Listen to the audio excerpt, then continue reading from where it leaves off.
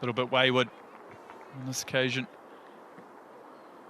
Gosh, the game's moved on a lot. I mean, certainly if I turned up today and saw conditions and saw that I was batting first, I might be looking to nudge it round a little bit, play what would, you know, call traditional cricket shots. So far we've seen, I think, 4 laps in the first couple of overs.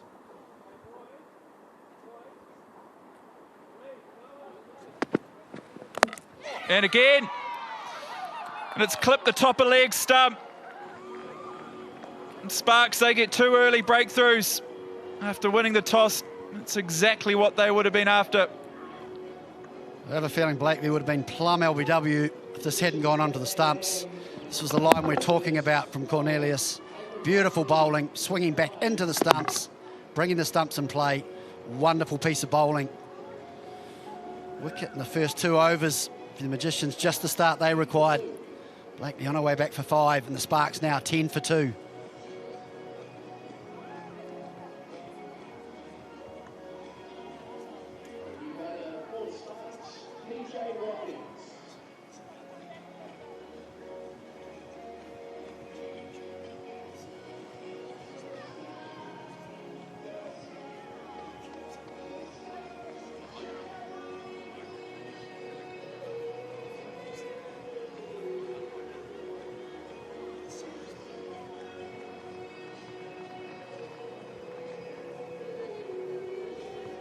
BJ Watkins in at 4 today. It's been sort of up and down the order as this campaign's gone on for the Sparks. Just with the way a few injuries, Maura Harris in and out of the side. She's got a big job ahead of her here. 2 early wickets lost.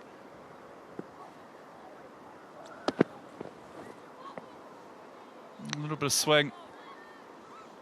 Again, 2 straight from Cornelius.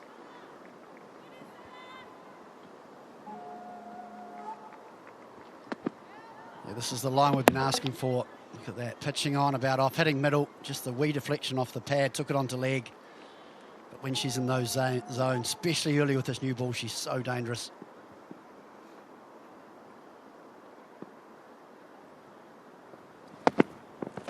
Full, straight. Too far down leg. A great first over comes to an end from Cornelius. Sparks 11 for 2.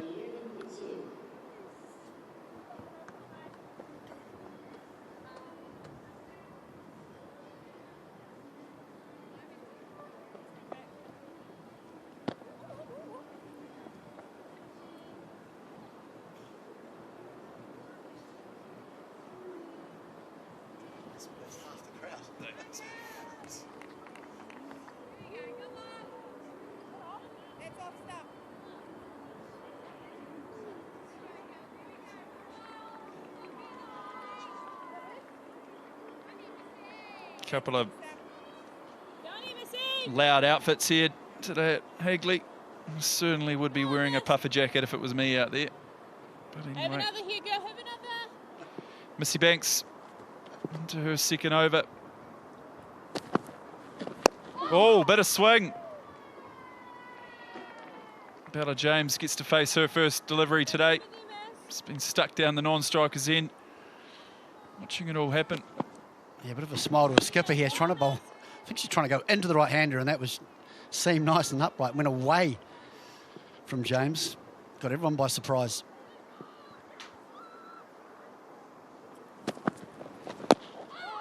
And there's that nip. Nip back into the right-handers. It's going to be a little bit of a challenge here in this power play. Obviously 2 wickets down, the Sparks already. Important they rebuild here.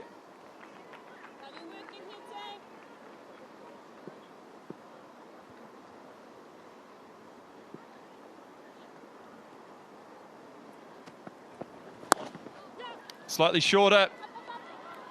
Oh, good piece of fielding. I'll skip through for a run. Yeah, good running between Watkins and James. Just behind point. Fielder does well though. Slight fumble. It's been pretty sharp. First 2.3 overs, the Magicians in the field. Obviously, Banks' line is to bowl at the stumps with protection out on the leg side. Oh! Good piece of bowling. Inside edge from Bella James, and it's missed everything. Didn't feel like a lot either. Just a faint inside edge, past leg stump. It's the line she's been asked to bowl. Oh, it's missed by a feather. Terrific bowling. It's going to be a few seam bowlers who'll be wanting to get that white kookaburra in their hands today.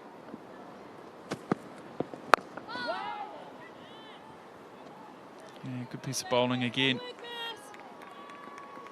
It's been a really good start from the Magicians. Not too many loose deliveries. They've really challenged both edges of the bats. Nice and straight.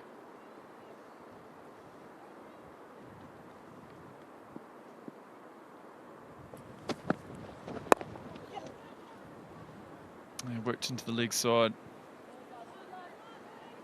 That'll be important. Got to continue to try and keep the runs coming. And good over. 17 for 2 after 3.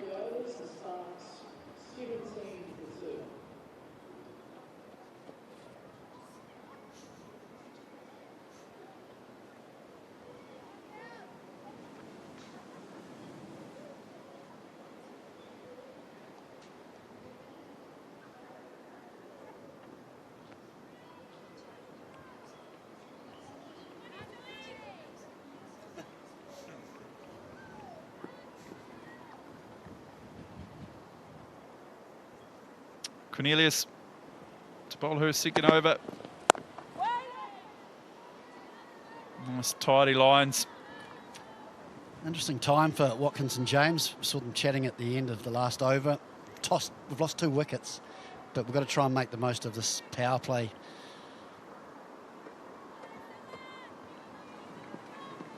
Go on, Stelly.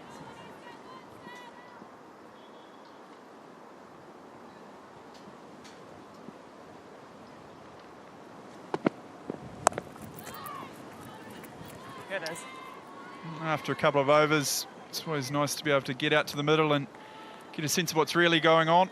It's a lot easier from up here, and I believe we've got Sarah Asmusson with the mic on today. Can you hear us out there? Hello, I can hear you. Beautiful. How do you summarise the start? It's been a pretty good one for your side. Nah, pretty good. It's good to take a couple of wickets in the power play. Would love a couple more here.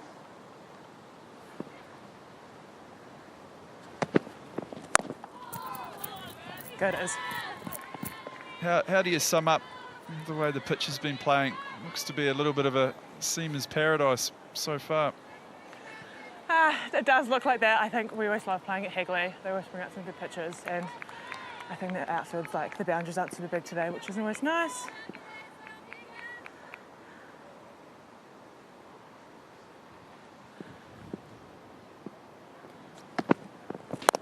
Good, Stella.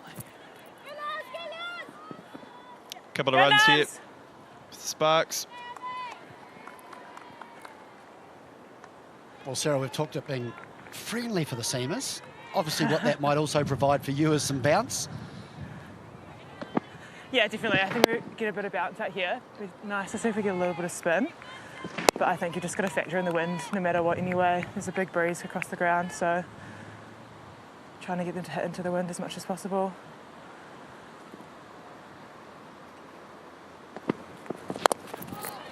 Good, Stella. Most cricketers on days like this have oodles of rain apps on their phones and looking at all different sort of things. What did your one tell you as you turned up to the ground today? Well, we were a bit conflicted. If we looked at Met Service, it didn't say it was going to rain. YR had a different story. But I think we've been keeping a close eye all week, considering we've got 2 more games here. So, mixed bag, but it's good to get a game on. YR doesn't have a very good reading for the week, does it? It's ridiculous. No. That's good. It's good to get a game on. But here we are, we're out here. Yeah, exactly. Hopefully we get a few more games. Absolutely. We love playing at Hagley.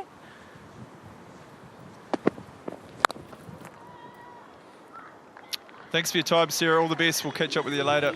Thank you. Beautiful shot to finish the 4th over here today at Hagley. The Sparks 24 for 2.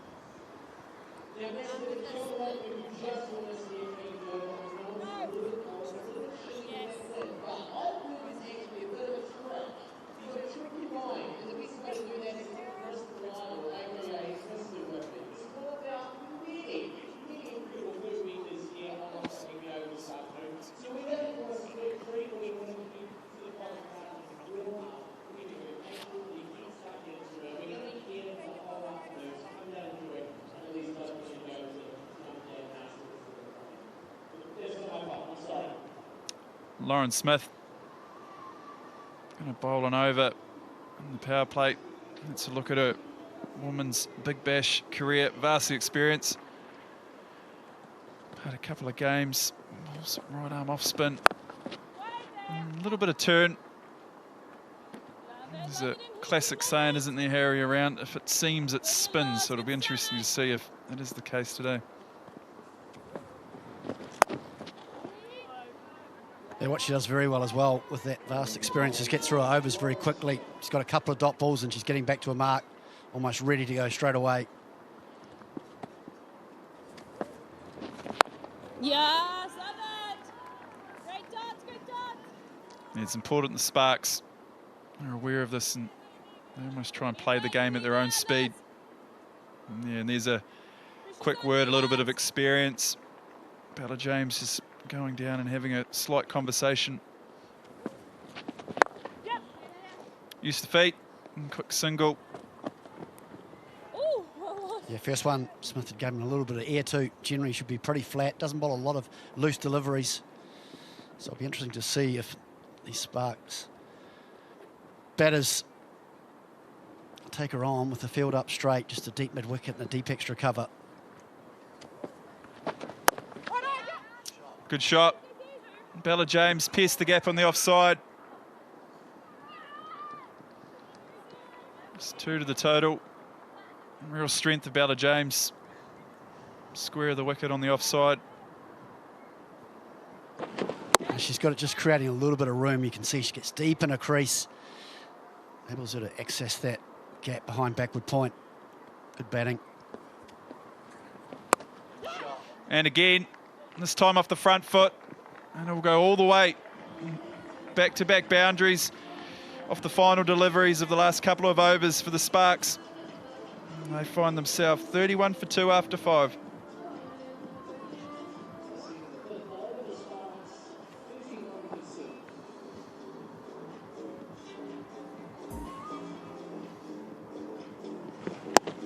Yeah, this one off the front foot was even better. She's got the width she wanted, so strong through that area. Wonderful timing. Just the end to the over they needed. Just creating a bit of momentum, these two.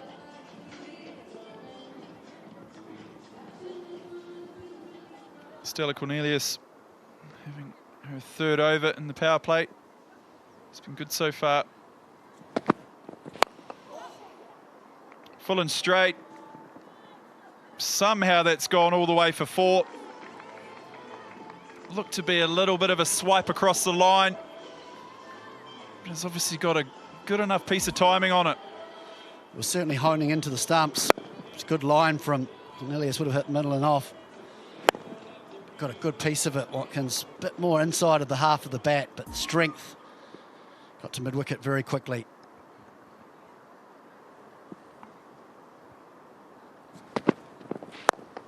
We change of pace. Cornelius, we off-cut it. Just wonder if Watkins is really looking to target this over, being the last in the power play. They might feel they're slightly behind the game. Yeah, you feel as though they've consolidated a little bit in the last 2 overs, and this is going to be the over they're targeting. Last over of the power play. So they've decided this needs to go. Across the stumps. Unable to put bat on ball. There's a clear shift of intent here from Watkins. But it also creates perhaps another opportunity for Cornelius. She gets those lines right.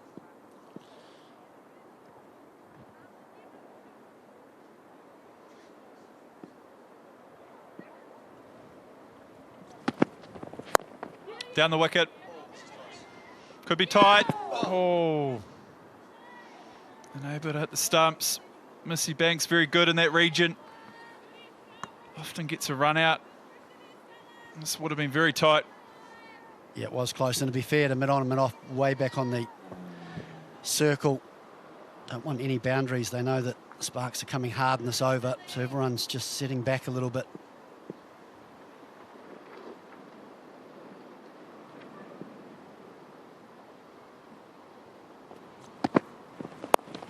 Full. Worked away nicely from James.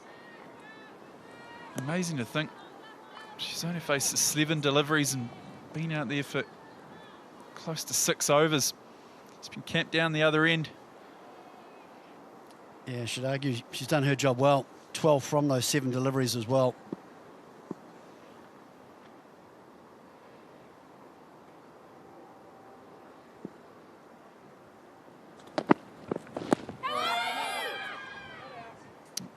Slight shout, but not hitting another set and pitching outside leg. That brings an end to the power play here today. Sparks 37 for 2.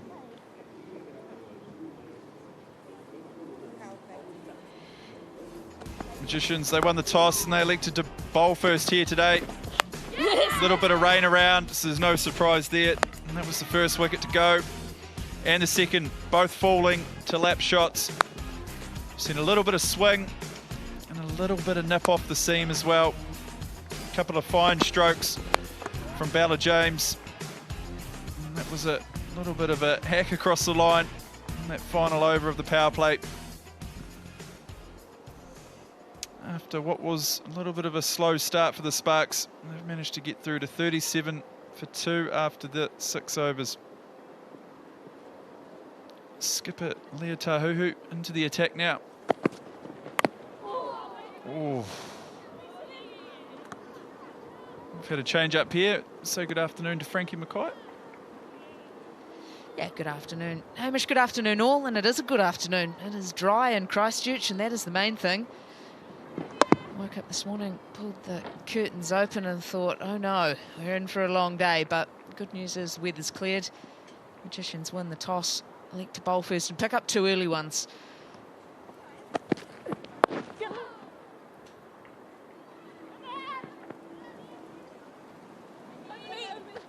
I was going to ask, what have you made of the start so far?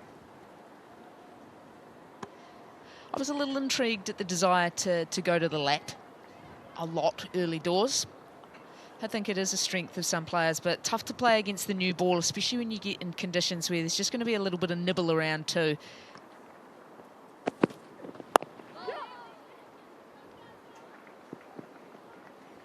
So good confidence if that is your game plan to come in and stick to it, but perhaps just that little bit of a lack of adaptation to conditions. We've seen the ball run away nicely when players have been able to play square. So whether there was just a little bit more of a watchful eye needed before the improvisation. I think there's plenty of runs to be scored out there with or without having to premeditate those shots.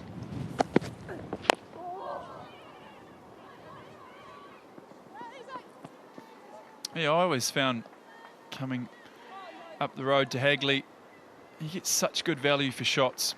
So, you know, classical cricket shots. Yes, you can improvise and use your feet and move around the crease, but the ability with the extra bounce that you get here, you can just play good, strong shots, pierce the gap in the outfield, takes care of the rest.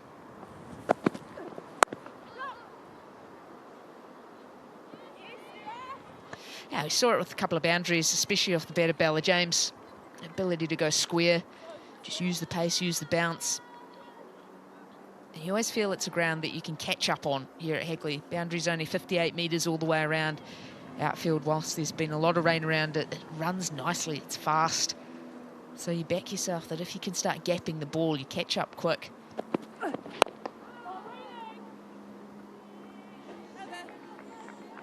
Good first over from the skipper, 5 from it, 42 for 2.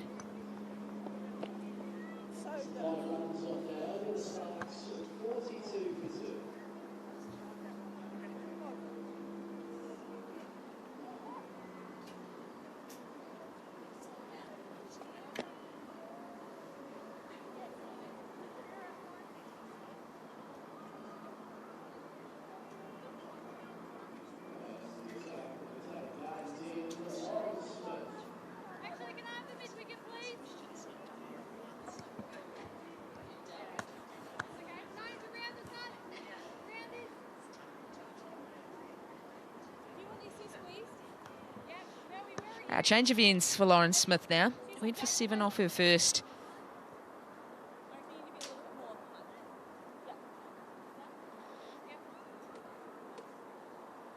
Getting that offside field sorted. 2-point fielders very close together.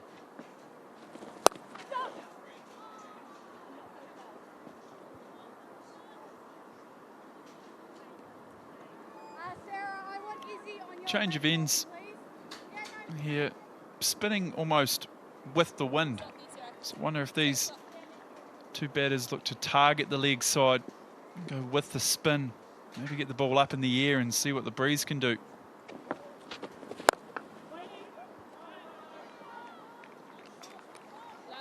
Yeah, intrigued. I thought when she was bowling at the Port Hills end, wind right to left, just gave her that ability to drift the ball away from the right-handers. Didn't get her line right early. There you go. That's a chief mode of dismissal. Gets one past. Gets rid of PJ Watkins, and Lauren Smith's on the board. You got the sense PJ Watkins was starting to feel the pressure a little bit. Not able to score as freely as she would have liked. Looked to get after Smith early in this over. She goes caught and stumped for 16. Sparks 43 for 3.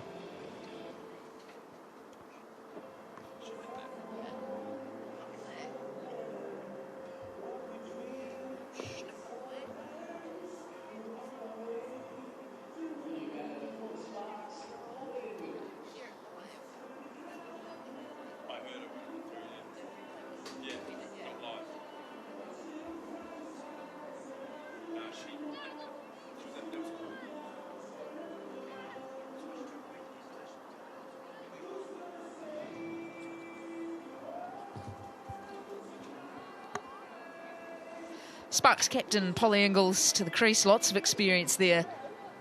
250s in this format, but she has been striking it well so far this season.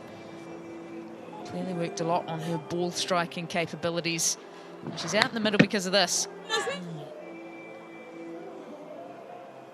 Good piece of keeping from Abigail Gherkin. Little Nick still gets the stumping, should count as 2.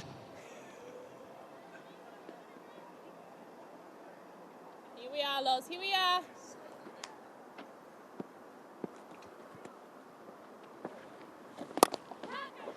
Oh, and it's through the hands.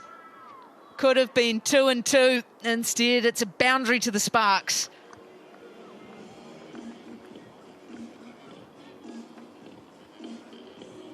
A little bit fuller and wider from Smith. Polly Ingalls thrashed at it. Got a thick outside edge. Stella Cornelius got a little bit of a hand on it, but not enough. Here we are, mate. Gosh, could have had 2 and 2. Wait. It's just done it for pace off the bat. Stella Cornelius possibly ended up lucky the height it was because the hands went up late.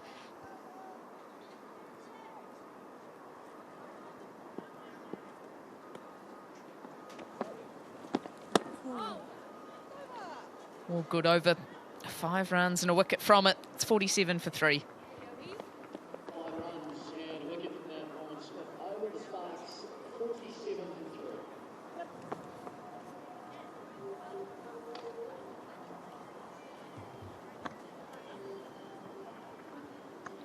Just haven't really got going as of yet, the Sparks. Lost their first wicket with just 4 on the board. Second at 10, third just fell. 43 runs to the total. I just feel they need a partnership. Bella James probably feels she wants more of the strike.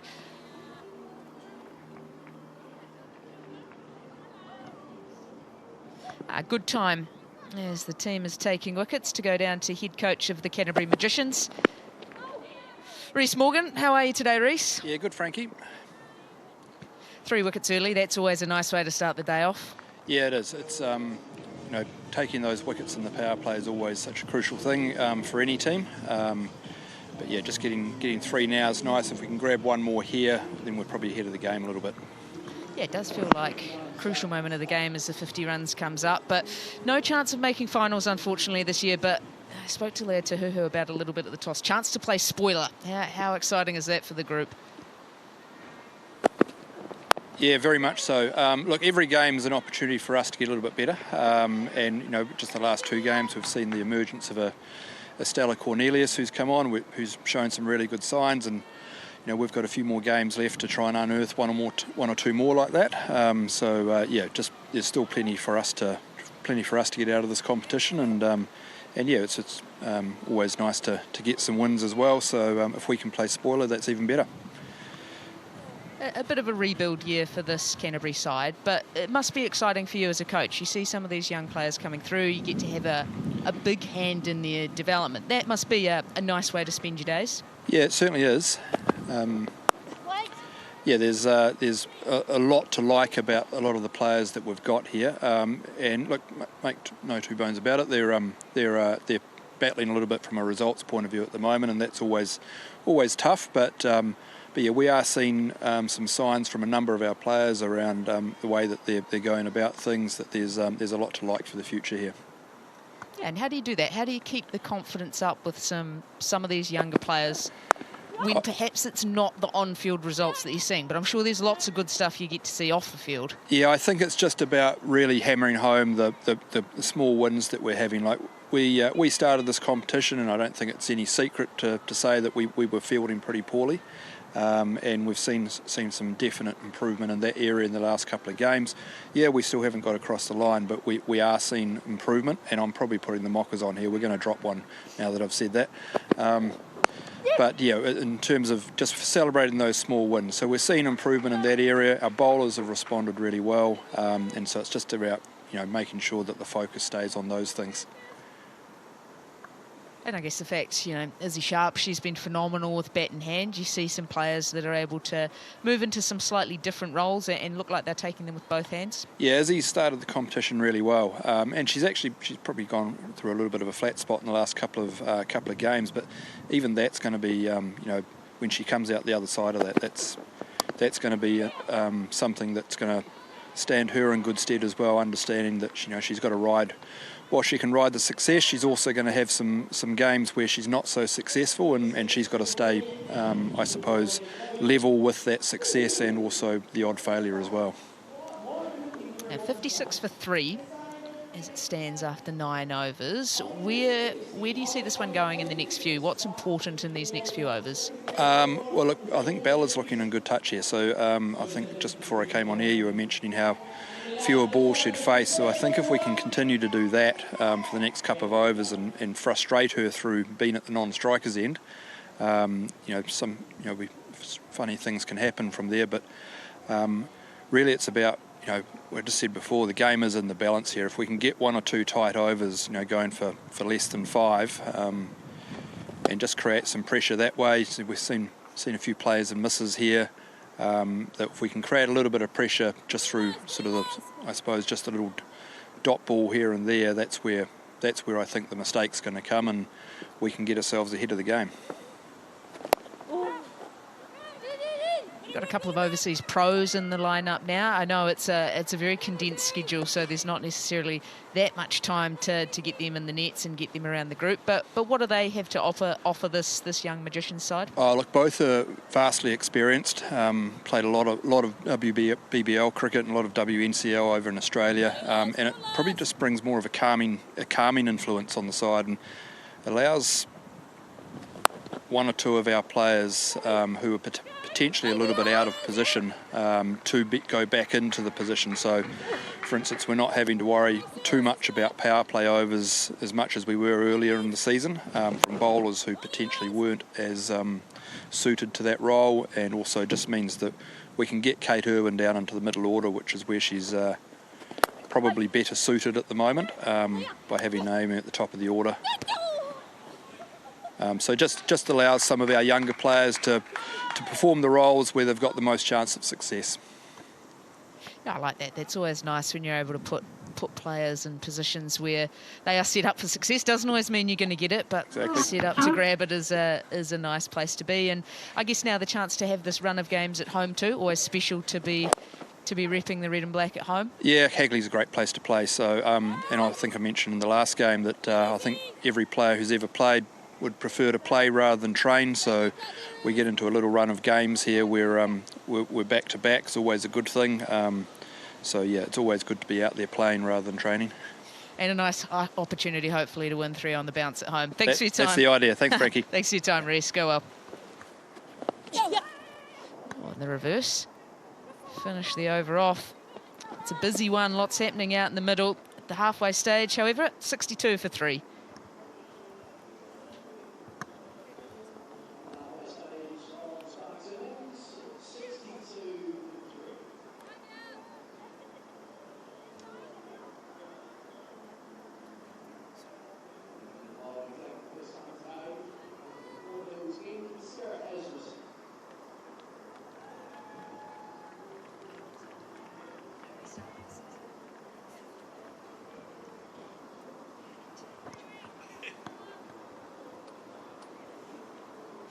Been consistent scoring so far for the Sparks.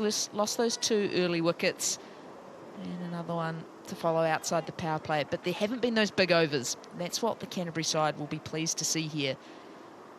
They've struggled a little bit with ball in hand at times, haven't been able to make breakthroughs, and have leaked some big overs which have just allowed momentum to ebb away.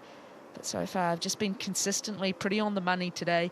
Now the opportunity for the leg spinner, Sarah Asmusson, to come into the attack, and she is a genuine wicket taker.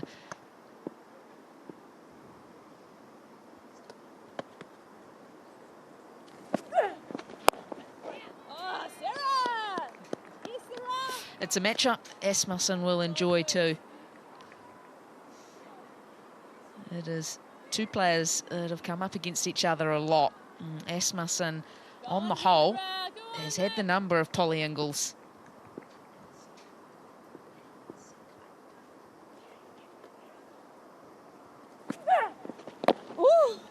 Oh, and starts well. Asmusson, 2 dot balls. And what we've seen this year so far, Polly Ingalls with bat in hand. So you look to get after spin long and straight. Just been working hard on that. And it's come off on a number of occasions. There. Use of the feet. Looks keen to use her feet. Get down to the pitch of the ball. Yeah, she's always someone who's had the ability to hit to slightly odd, slightly unique areas at times. And it is because of that backlift, that hockey background that she's come from. Has had a chance. That looks like another one behind the stumps for Gherkin.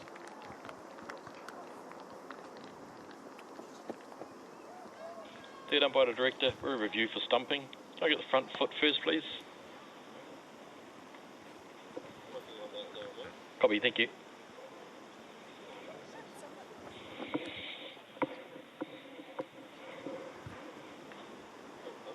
Thank you.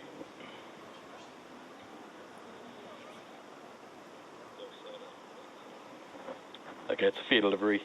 Foot's behind the line, so just roll that through to the stumping side on if we can.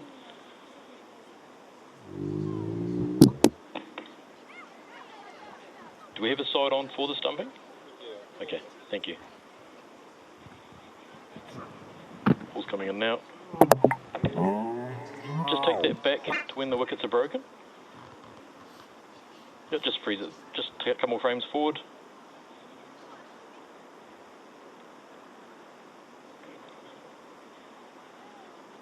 Just roll that through, thank you.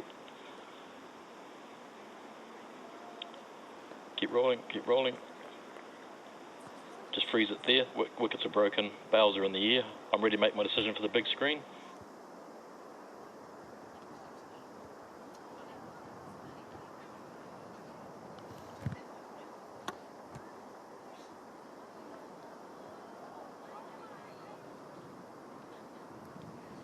Nice, easy, straightforward decision for our TV umpire, Greg Pennell. That is a huge wicket to fall. Bella James looked in great touch today.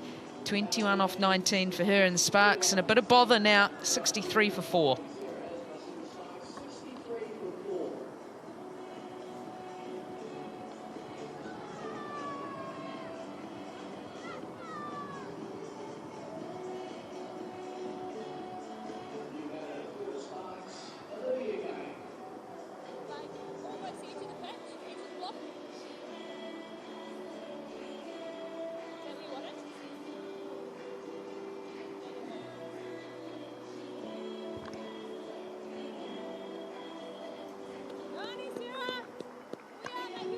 It'll be Olivia Gain in at number 6 for the Sparks.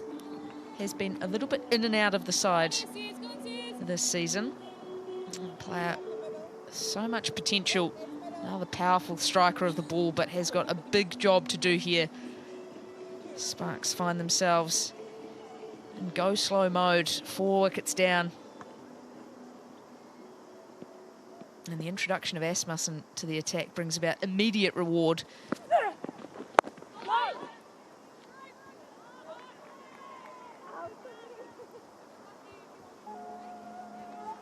That was a fantastic piece of bowling. Looped up, just dropped and spun. She did look in good touch, James. Again. Good finish to the over. Brings about a wicket.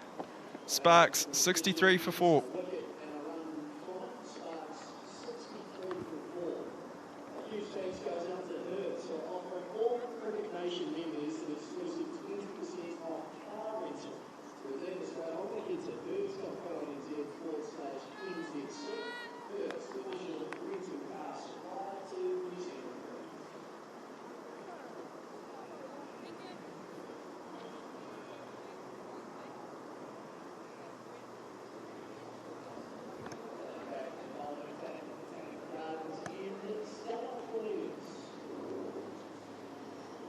It's been a struggle so far for the Sparks. Run rate sitting under 6. Only a couple of players really looking like they could get going.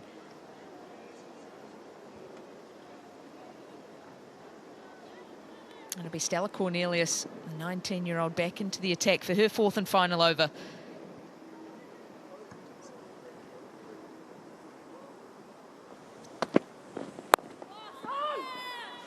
Good captaincy here. I like this move. She has looked dangerous to face. They know that both these players love to score offside. So while the ball's still reasonably new and hard, there might still be a little bit of swing there for Cornelius. Get her back into the attack. Take the aggressive move. So I like to see this from Tahuhu and the Magicians.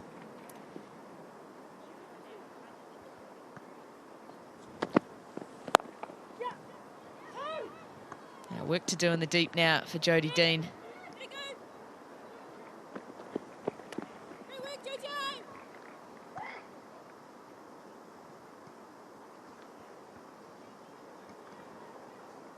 That's a really positive move, getting Cornelius back into the attack.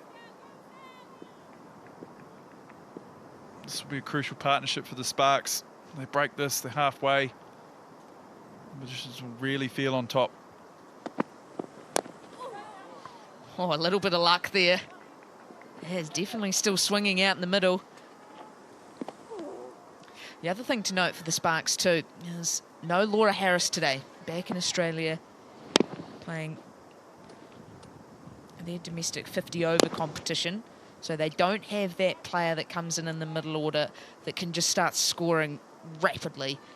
You take as well Anna Browning, unfortunately unwell, so not selected for this match. Now, she's just been a really good, solid contributor in those middle overs. Average of 17, strike rate of 105. And so you take those 2 players out, all of a sudden everyone's had to slide up a little. Olivia Gain's got lots of talent, hasn't necessarily been playing a lot of cricket recently. So it feels a tough ask at the moment for the Sparks, but the Magicians have to feel this is their in. This is their moment to put the foot down. Yeah, it definitely is. Players to come. There's Emma Black, obviously more known for a bowler. We've got the overseas pro Eva Gray. Played a really good hand a week or so ago down in Uni Oval, but certainly into the bowlers after these guys. Now that's swung away. That's good timing. Shows off her skill there, does Olivia Gain.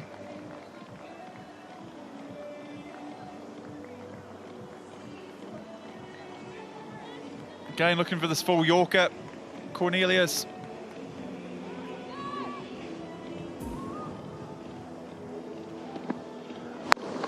Little shimmy down and hoisted away into the leg side. We saw this a little bit from Cornelius in her first game. Just at the back end of the over, those last couple of balls, needs to run and really bowl hard into the wicket. Try and hit the top of the stumps here with her last delivery. Yeah, just like that, perfectly to her field. A better over for the Sparks, 8 runs coming from it, 71 for 4.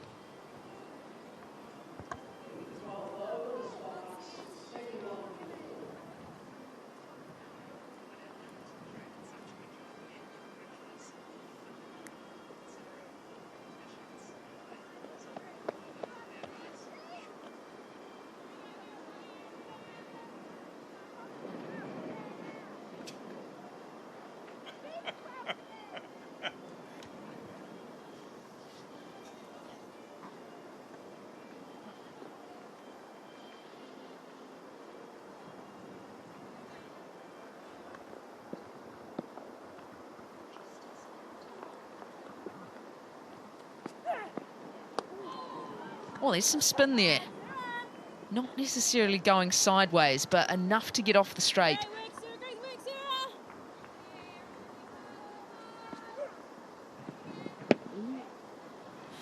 A little turn and bounce for Asmusson.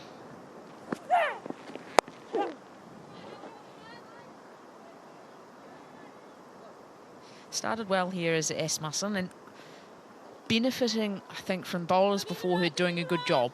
So that ability to come in when your side is already slightly ahead of the game, settle into your spell. Picked up the big wicket of Bella James earlier, and now just able to spin a web through these middle overs. Very nice, Sarah, very nice. Do you start looking at this stage, Hamish, at a score that you'd like, a score that you'd need? Yeah, with this bonus point that's in play, you know, that being 150, I guess you start there, don't you? But we're 12 overs in here and they need 10 and over from here to get to 146. So, I mean, they could do that, but it does look like a long way away. So I think the discussion's got to be, what is a winning score here today?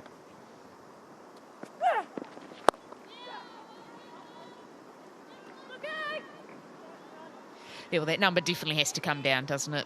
10 and over now will leave them just shy of that 150 mark. So is it an 8 and over gets you 130? Is it even perhaps you're looking lower than that it was saying, oh, 120 gets us in the game?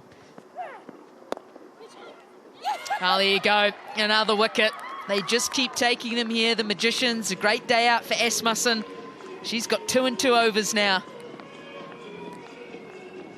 Just looking to work it down the ground. Ingalls gets a leading edge.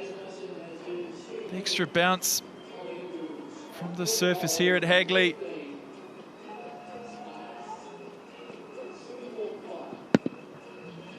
Only manages to it straight back, and a good catch. Asmusson, her second this afternoon. A crucial breakthrough for the Magicians, sees Polly Ingalls depart for 15. Sparks 74 for 5.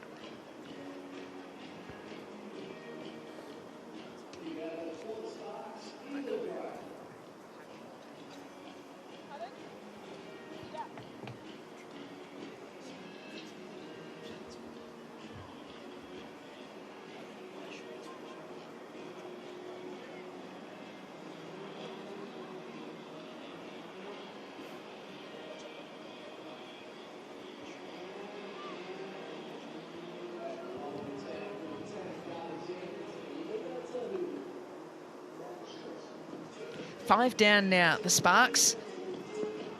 Eva Gray, she'll be at the non-strikers end. Wicket falls off the last ball of the Asmusson over.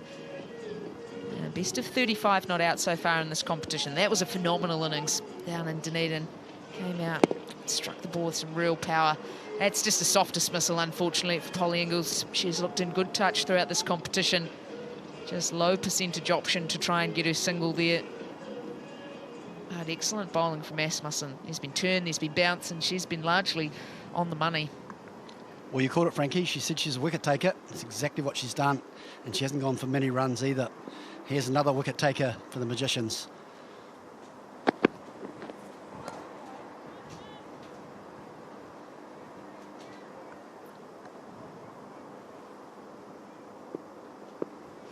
Yeah, I like the move. Once again, got that opportunity to try and bowl the sparks out here. I think that's where the Canterbury Magicians should be thinking. 6 and over from here gets them to 117.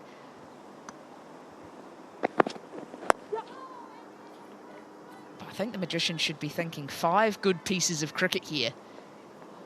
You could have a really short chase, quick chase. We even feel as though there's 2 good bits of cricket, then they're right into the tail. Then it's going to... The job should get easier as you get further down the order.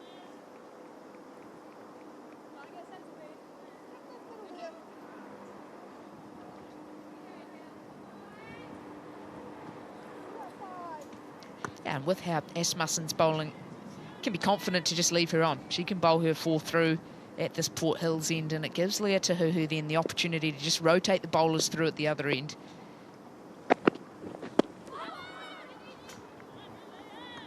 Yeah, another dot ball. Good bowling. Very important, every dot ball. Yeah, it's great as a captain when you've got someone bowling well, taking wickets, not going for many runs. It just gives you so many options. You can bowl them through. You can perhaps hold her for 1 and just bring her back when you feel as though you need another breakthrough. But yeah, Sarah Asmusson, beautiful bowling. 2 overs, 2 for 8. Wonderful figures.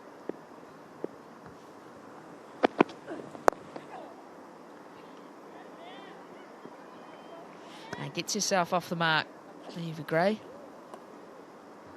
Oh, shit.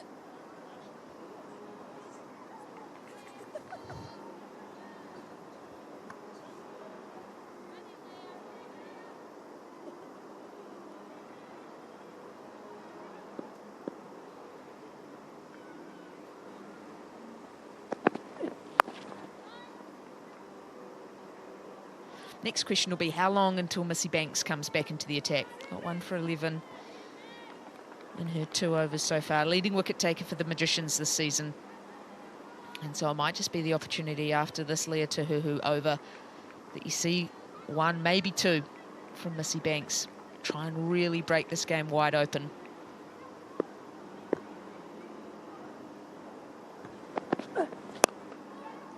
That's it, well, lovely piece of timing leg side.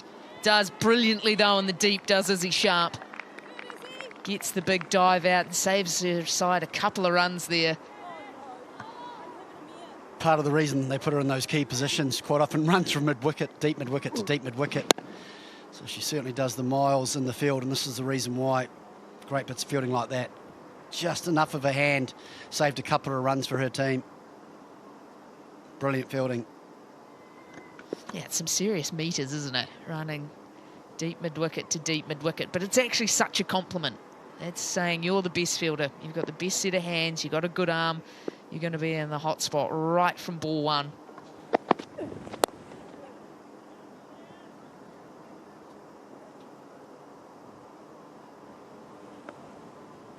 "14 overs done. It's 81 for 5.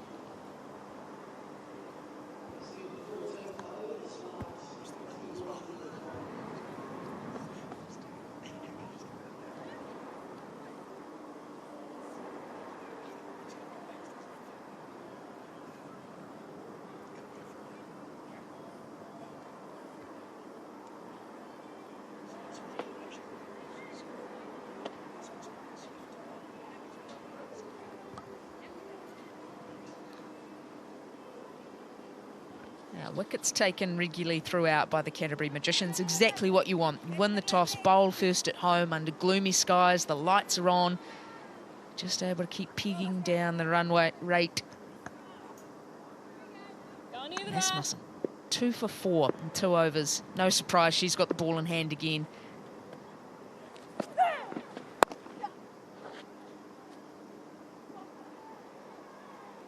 Just haven't been able to get her away. She hasn't bowled any loose deliveries. I love the way she's mixed it up. I thought initially she started looping it a little bit in her first couple of balls. Since she's flattened it out, I think it's made it even more challenging. And she's getting spin as well. So they're a bit nervous about using their feet.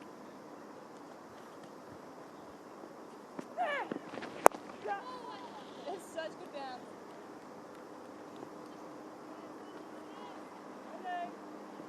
Great movement there, Sis.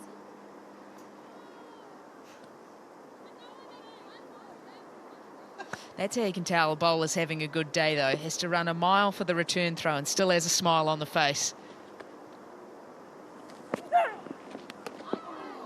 Oh, that is too good.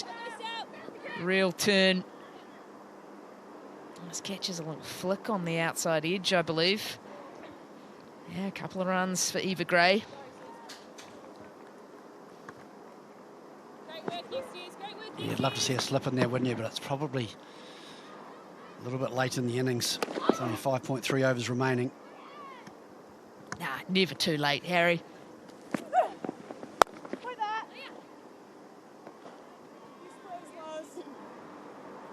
You've got figures of 2 for 8 into your third over. There's turn, there's bounce. You've got to look at the tail end. Get him in. Get that catcher in there. Want a leg slip as well, please. Absolutely. Got nothing to lose. Oh, I'll have a short cover as well too, thank you. Get him round the bat. Should have 5 for 9. Gosh, cricket's easy up here, isn't it? She is in the middle of one of those spells, though. Just every ball she bowls, you feel as though something's going to happen.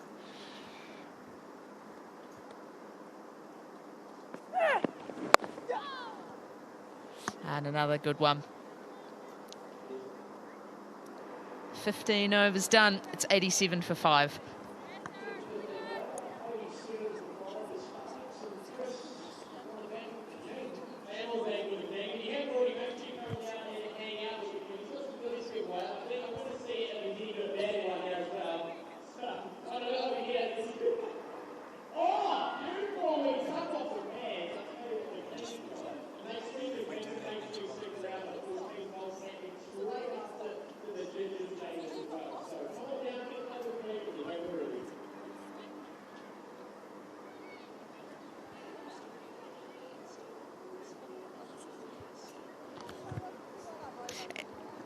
Well, we were just talking about this through the Tahuhu over, when we would see Missy Banks again. Time is now. Well, to be fair, Frankie, you called it. And I think it's a great move. One more wicket here could be key for the Magicians.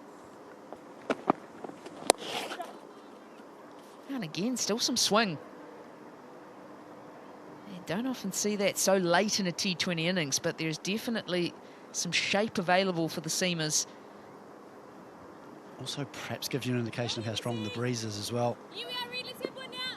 But easterly going across the ground will certainly be helping Missy Banks swing it into the right-handers.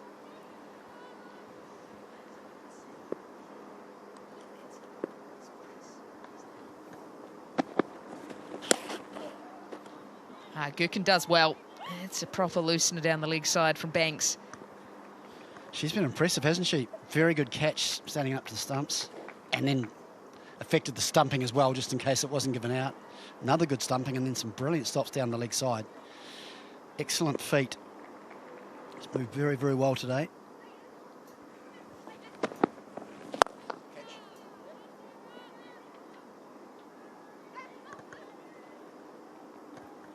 Yeah, and hopefully for Gherkin, it's one of those things where doing one skill well, with the gloves on, gives you that confidence that you can take into the batting.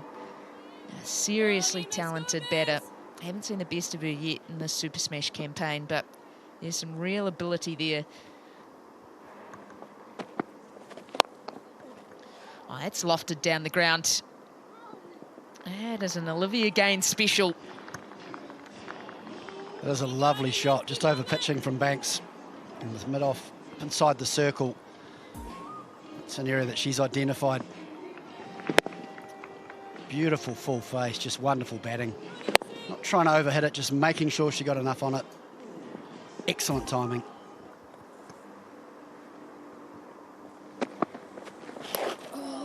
Oh, now down the leg side. That will run away for 4. A leg buys. Just a little clip on the pad on the way through. This was the over the Sparks were desperately after. Just gives them a bit of momentum going into the final 4 overs. Missy Banks under pressure. Like we said about Gherkin, though, she's been excellent behind the stumps, and that will certainly give her confidence.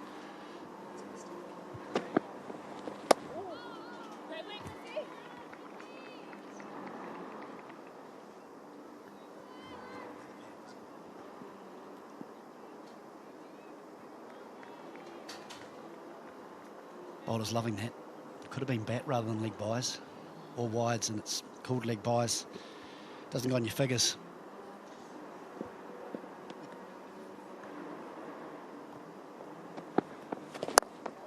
Looks to go up and over the offside once again, but just finds Kate Anderson. She will take the catch and dash off the field as she was trying to get the attention of the 12th fielder before.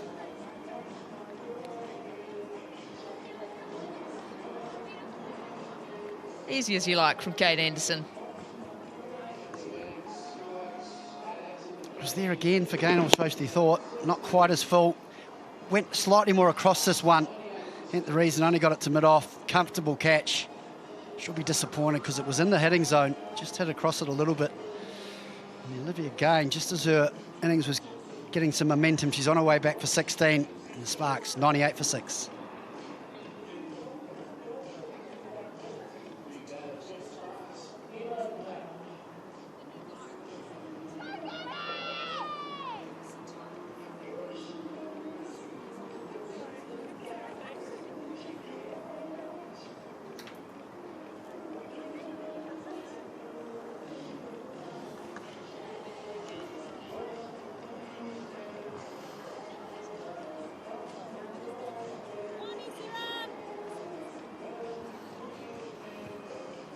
Emma Black now in at number 8.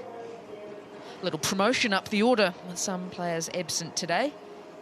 It's 4 overs to spend out in the middle. Sarah Asmusson, 2 for 10 in her 3 overs.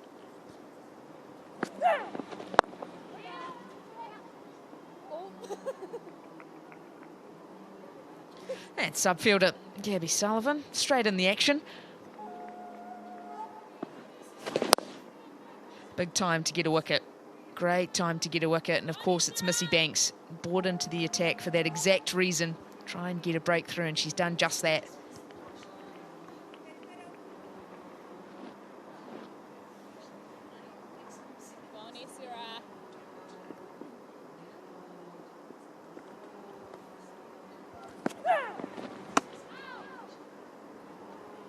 It's not going to be easy for Emma Black just coming into face Asmusson, who's bowled beautifully.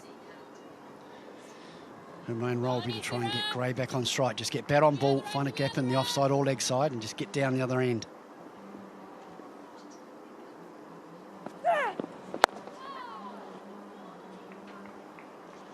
Oh, that's exactly what she needed to do, bat on ball.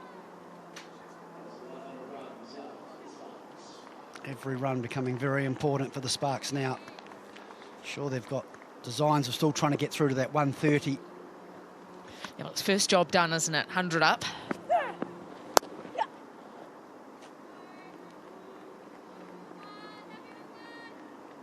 Eight and over will get them there or thereabouts that 130. And you have to think that's the number they'll be targeting. Yeah, that'll be the number they know if they bowl and field well, that'll be tough for the Magicians to chase down. Anything less than that, and you'd feel as though the Magicians should get there. So 130 is going to be a challenging total.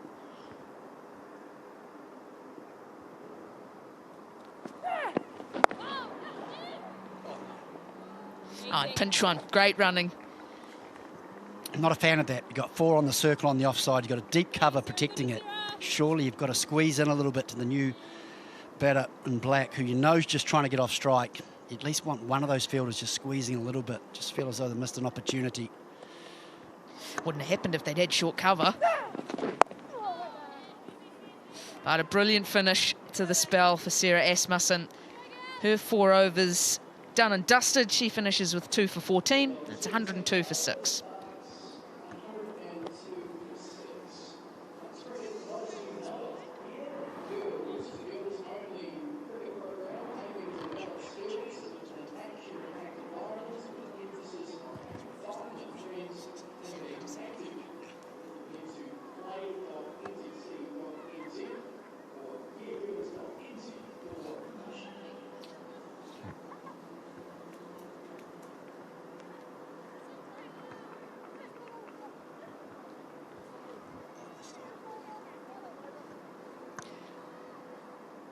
Leah Tahuhu, Magicians captain, back into the attack.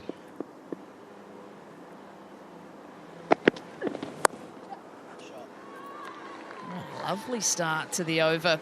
As we watch that race across the boundary rope, we've got the opportunity to go out to our mic'd out player today. It is Sarah Asmusson. Oh, Sarah, a great day for you with ball in hand. Yeah, definitely. It's nice to take a few wickets and be reasonably economical. Yeah, I bet. It looks like there's some helpful conditions out there for the bowlers.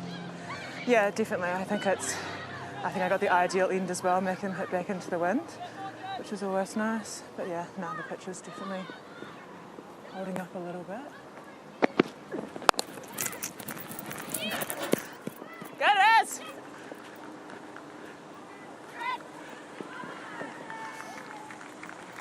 Sarah, it's Harry here. Brilliant spell. Congratulations. Thank you.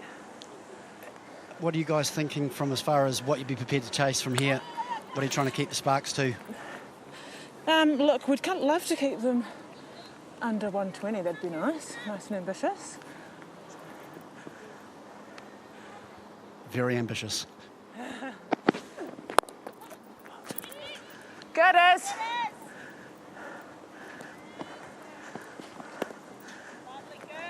I just noticed watching your bowling today, were you sort of changing your grip a little bit? I saw you hold a couple of balls down the seam and then bowl your normal leg spinner. Do you mix up your grip a little bit? A little bit. I actually bowl down the seam anyway. I bowl some very untraditional leg spin. You keep doing it, it's working. Go,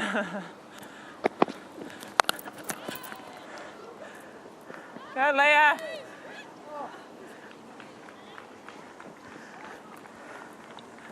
Feel good here, Leah. I love fielding in the game as well, and it looks as though you're obviously a very good fielder, but you're very good off your own bowling as well. Is that something you practice? Yeah, I've definitely had a few sessions where I've had some tennis balls whacked at me as a bowler. So Frankie's been one of those people, but no. That hard work's paying off.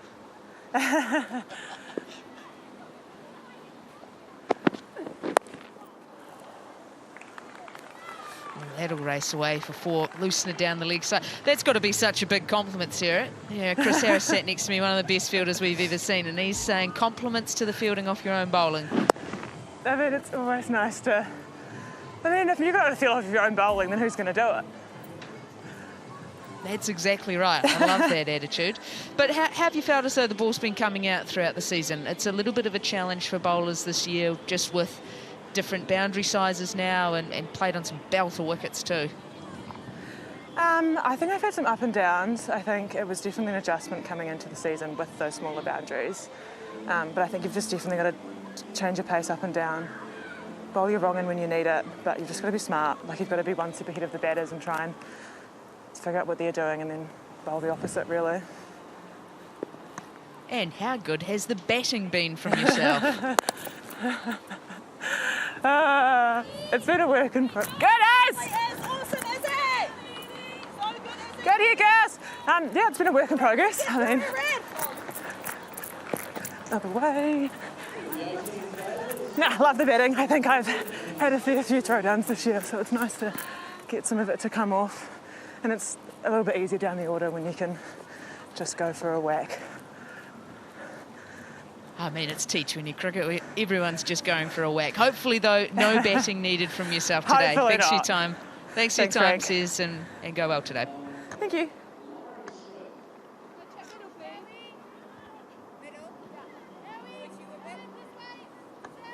Lauren Smith into the attack now. We were just catching up with Sarah Asmusson, our mic'd up player, and she said they'd love to keep them under 120. And I actually love that. I love that someone's plumped for a number that's tough to do, but it will mean that this over here probably has to be an absolute cracker. You'd think there'd have to be a couple of wickets. Well, I mean, even for me, from here, even if they keep them in the 120s, 125, 126, I think it'll be something they're very happy with. Anything under 130 from here is going to be a brilliant effort. I know Lauren Smith, very experienced in this format. Bowl's a bit flatter. She's going to be harder to get away. What I like with her as well is, I've seen her bowl these death overs. She's actually prepared to really take the pace off.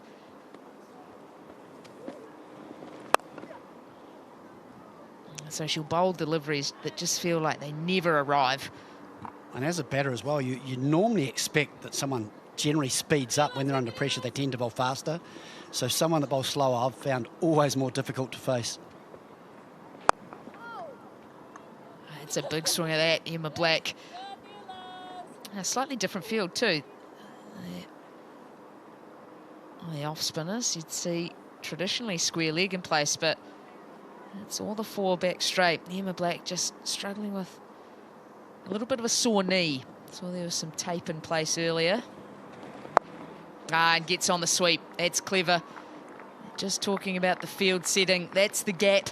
Of course, you can only have the 4 boundary fielders out in the women's game. Always a place to exploit. Eva Gray's done it well here. Yeah, that's wonderful batting. Because she takes the pace off, she sets the field straight, and that mid-wicket straight her extra cover.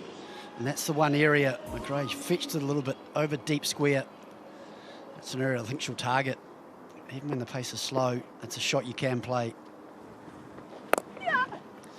Tries to hide that outside the off stump, but still gets on the sweep. This time splits the 2 fielders in the deep.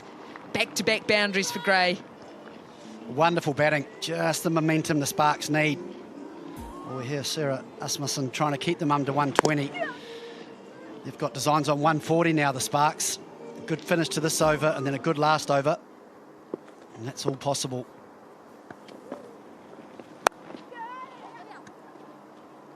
And that's just clever batting from Gray. Takes the single, makes sure she's got the strike for the last over. 19 done, 127 for 6.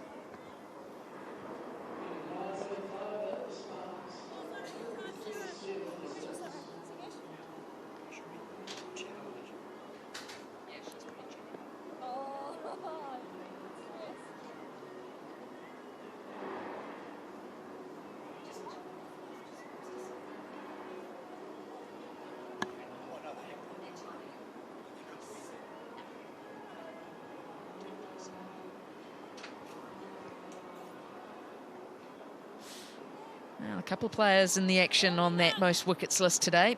Emma Black, who's got bat in hand at the moment, and Missy Banks, number 5, with 11 wickets so far this season. She's got an over to bowl, and it'll be the last one here today. Oh, and as she moved herself up that wicket-taking list, holds on to it well, does Leah Tahuhu. Skipper called mine. Had to do a bit of running and got there. It's an important breakthrough for the Magicians. For Gray, just started to hit it beautifully in that last over. Trying to go leg side, leading edge. Comfortable catch in the end by Leah Tahuhu. Important wickets, and more importantly, a dot ball. Eva Gray played beautifully, 28, and the Sparks, 127 for 7.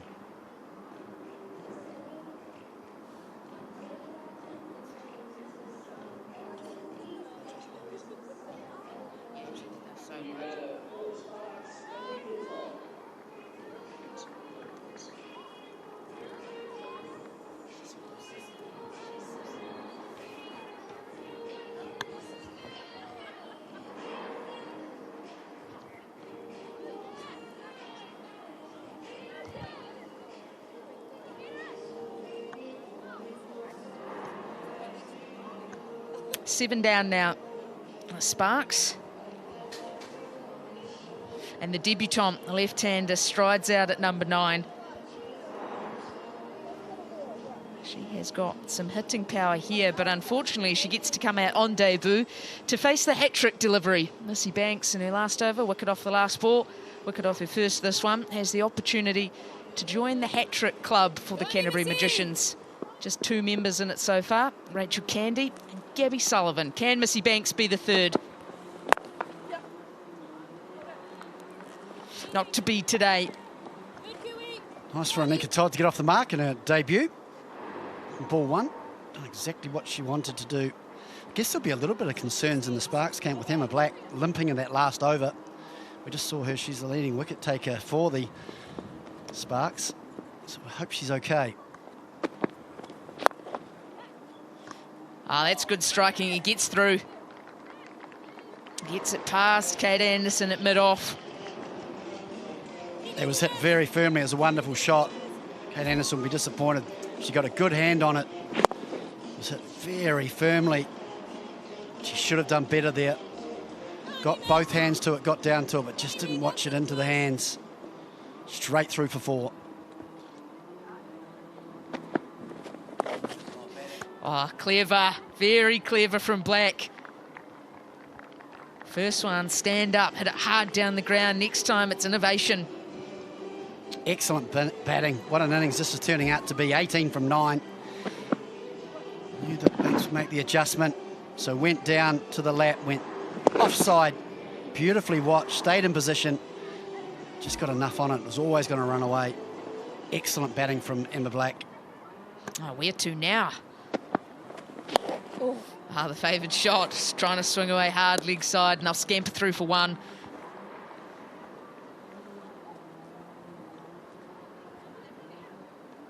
You almost could have turned that single down. Leave Emma Black on strike for the last ball, but instead, it will be the debutante. She gets a chance to swing away here. Can she put her side up over that 140 mark? Yeah, gets hold of it, does well, the left-hander. The little shimmy, Banks tries to follow it. All she does is get on the hip of the left-hander, and no left-handers missing out on that.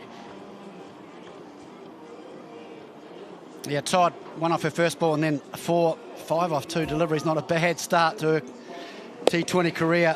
Followed her, did Banks, but Todd did wonderfully well to get a good piece of it and run away for 4.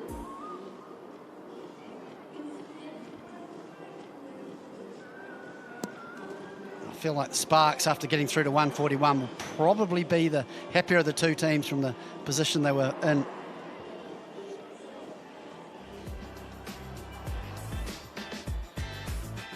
Lost wickets early, did the Sparks, found themselves 2 for 10, 3 for 43, and at the halfway stage, they're thinking about, could they try resurrect the innings, get through to 120 plus, and in the end it was cameos at the end that pushed them up over 140. Bella James at the top of the order looked in good touch for her 21.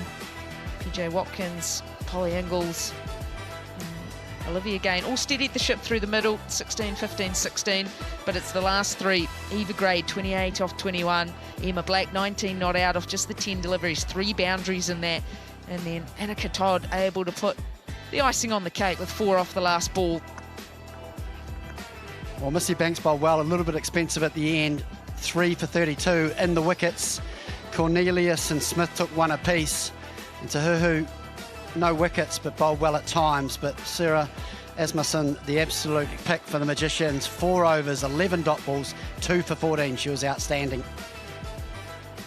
Yeah, another one of those bowlers who had a good day out was Lauren Smith, the overseas player. 1 for 29 for her. And for her pleasure, she gets to stand alongside Hamish Rutherford.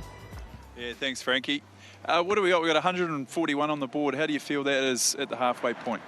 I think this is a really nice wicket to bat on. Some of the shots are nice and true coming onto the bat. So, yeah, I hope our batters turn it on today. The power play will be really important for us. Hopefully we get off to a strong start there. Yeah, I certainly thought that looking at it, the runs were scored in the back end, and it certainly happened. It looked like that today as well. Yeah, definitely. I think it's a nice wicket to try and graft and get in at the start, and then the boundaries and runs will come and flow there at the back end of your innings. So I think, yeah, just trying to stay out there as long as we can and take it to the last ball, I think. How are you enjoying your cricket over here in New Zealand? Yeah, I'm loving it. Apart from the weather, it's a bit touch and go here. It's kind of reminded me of Tassie a little bit, but I'm really happy to be over here and getting involved in this competition. Yeah, beautiful. And I was just going to ask, are you hoping to get a couple of lusty blows out there with the bat? Yeah, definitely. I think I had a nice little whack down at Wellington a couple of days ago, and I do love my batting and power hitting as well. So, yeah, hopefully to get a little whack there at the end. Awesome. All the best. And Thank you. Good luck with this chase. Have a break, and then after it, we will see if the Magicians can chase down 142 here today at Hagley Oval.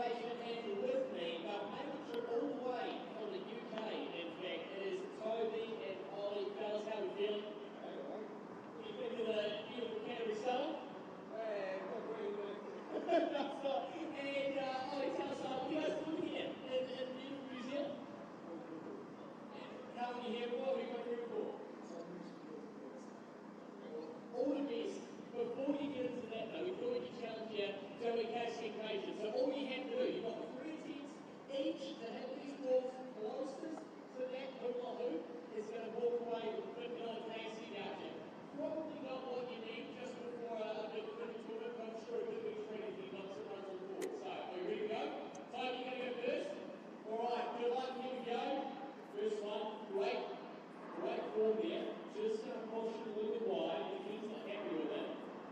Attempt number 2. And this one's looking good. Just to the side of it. He's going to finish just short there. So putting the pressure on. Not a bad effort there. So if you come over there for quickly, just hold reset there. What do you think of the efforts on that one? So you don't think he's got a chance? It's only more of a goal than that. So it's a throw.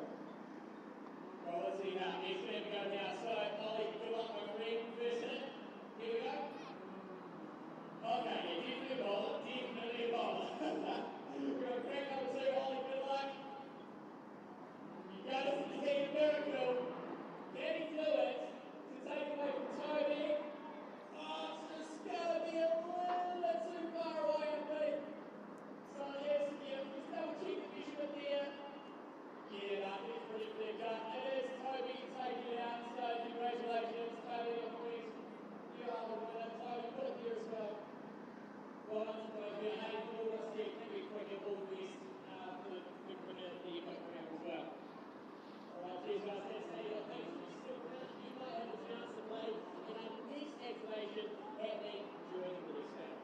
Good luck.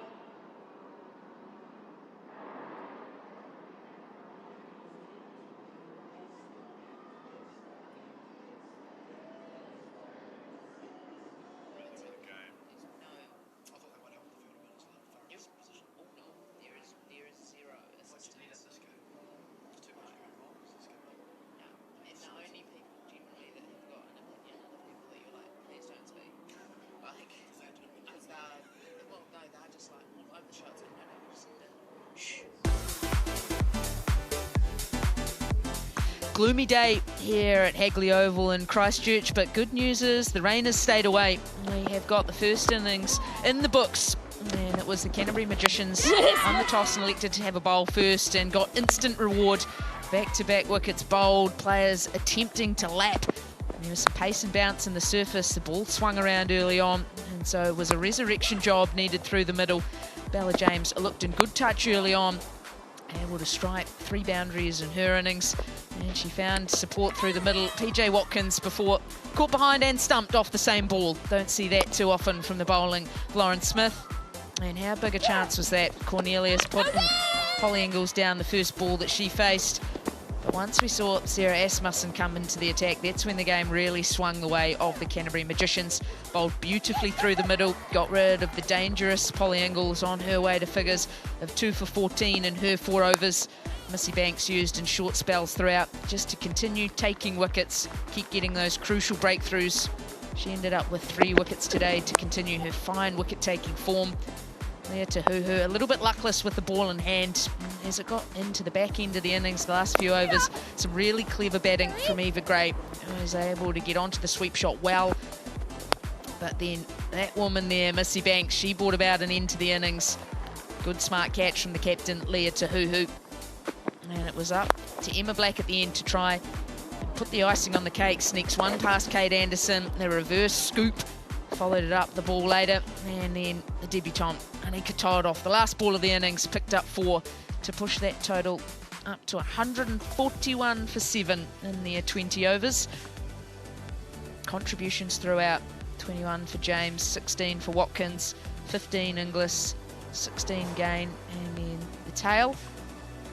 A very good finish to the innings. Eva Gray, 28 off the 21 deliveries, 3 boundaries in that innings. Emma Black ends up 19 not out of 10, also 3 boundaries. And left-handed Anika Todd just faced the 2 deliveries, picked up 1 boundary, ended up 5 not out.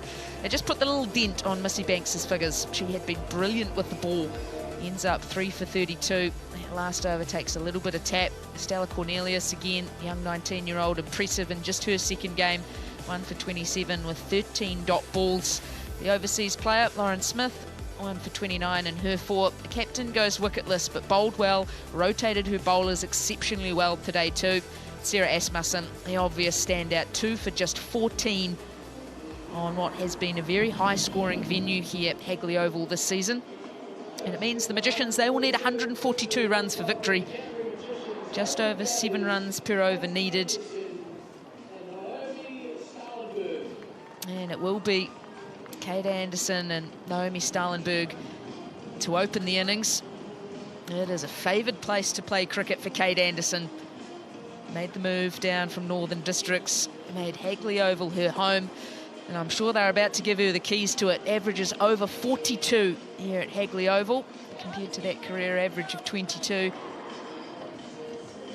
6 of those 8 half-centuries, 5 of those 8 half-centuries, my apologies, have been scored on this very ground. So, very impressive record. Coming off good 40 in Wellington, coming in with good form. She will be hoping that this is the start for a good week on her home patch, Kate Anderson.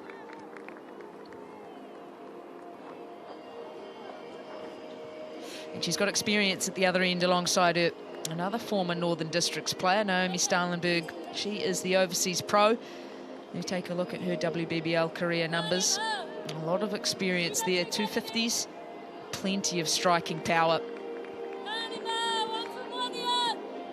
She'll be hoping that chance to play here at Hagley Oval, that her fortunes will follow that of Kate Anderson's. Meanwhile, Emma Black, she's getting close to that 100-wicket mark. 85 matches in, great average of 20 on the dot, best of 4 for 14. And you feel if the Sparks are to be able to defend this total, they are going to need wickets from that woman there.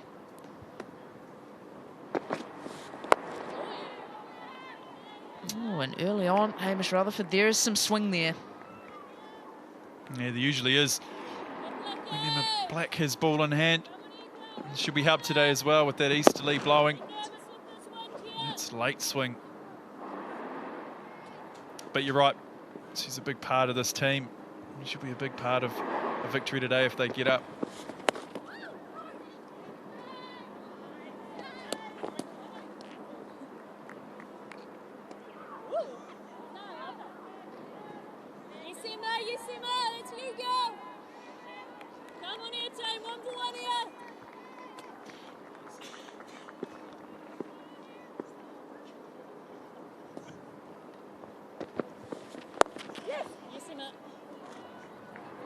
And off the mark.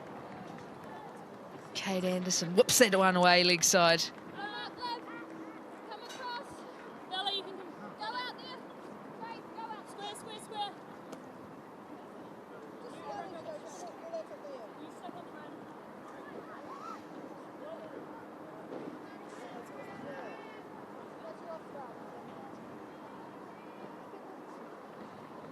Two fielders back, leg side. Deep fine leg, deep square leg for Stalenberg. Offside field, all up inside the circle.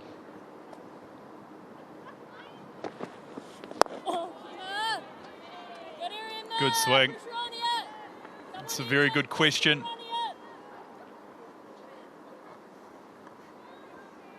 There was a bit of movement earlier on today for the Magicians. They took the 2 early wickets.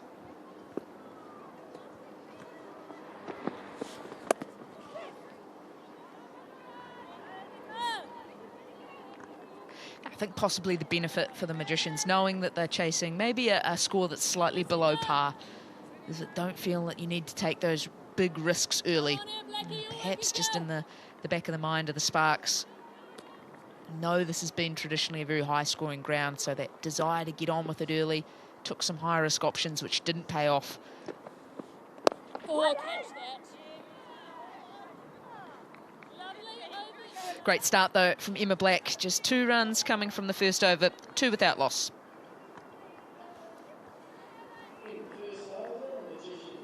Yeah, I'm sure the Magicians also would have learnt from what they saw earlier on. A few risks taken by the Sparks batters, so if they can get themselves in, probably limit the risk taking, just play proper cricket for a few overs, probably even the first half of the innings. Look to chase the game deep into this innings.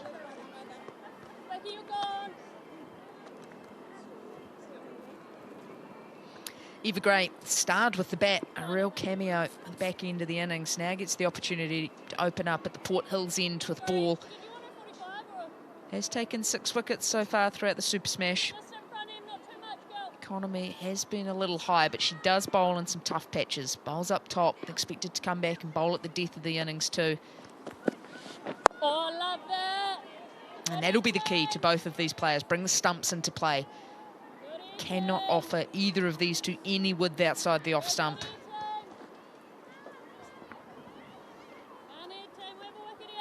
Yeah, it hasn't maybe gone quite to the liking of Eva Gray so far, but just a couple of games here to really put some match-winning performances on the board.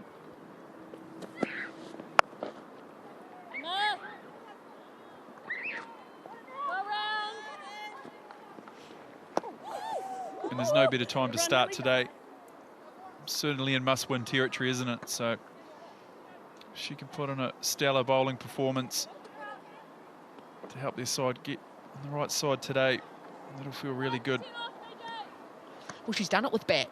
We've seen it already a couple of times. She's been able to come in and have those real cameos.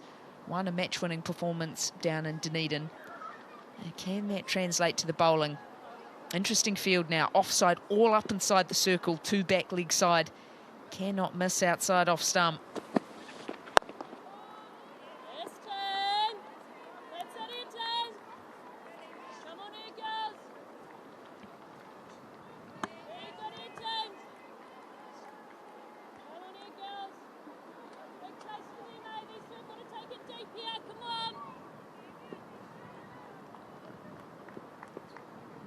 Yeah, mid-off, very straight, extra cover and nice and tight. And tries to pinch one. And the Kate Anderson dive is out in the second over.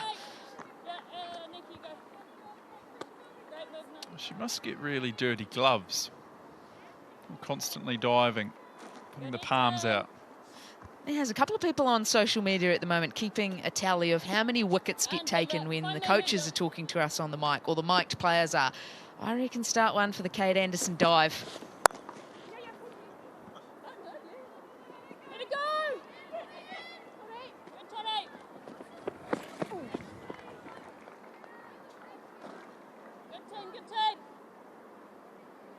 Over's gone for 4 so far.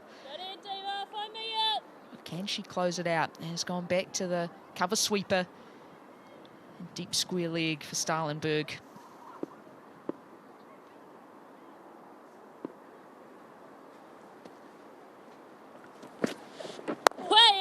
Oh, and almost goes straight back to her. Good start here with the ball for the Sparks. 6 without loss.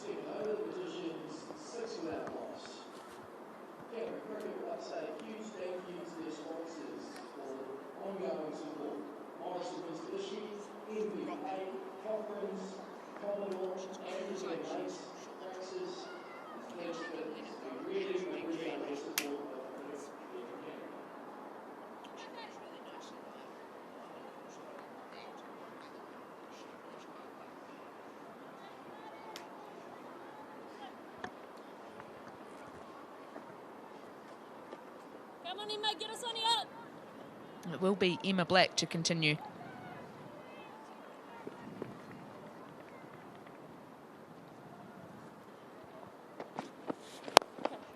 Lofted down the ground. First real sign of intent from the Magicians.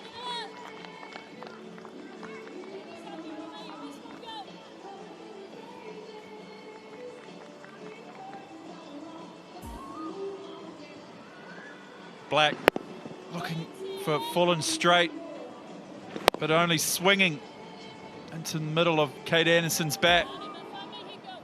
Nearly all the way for 6.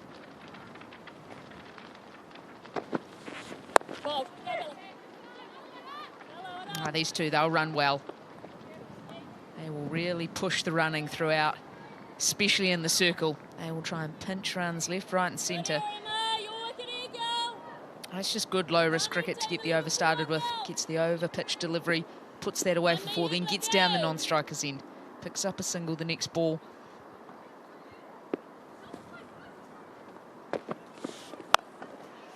That one whacked away leg side. That's another one. One bounce for 4. This time from the blade of Stalenberg. Got the boundary early in the over. Dragged her length back. Might have even been a hint of a leg cutter from Emma Black. But it's met with the full face of the bat. That again has nearly gone the whole way. 9 runs off this over already. Lovely, Emma. Let's go, Nos. That's just good batting, isn't it? Yeah, 2 players that have got deliveries in their favoured scoring zones. Go after them, execute it well, get your boundary, and then just able to tick over against the good ball from Black. 10 runs already coming from this over.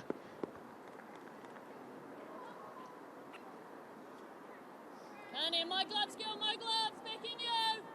Get us one here. Honey, too. And no rush, Kate Anderson facing up.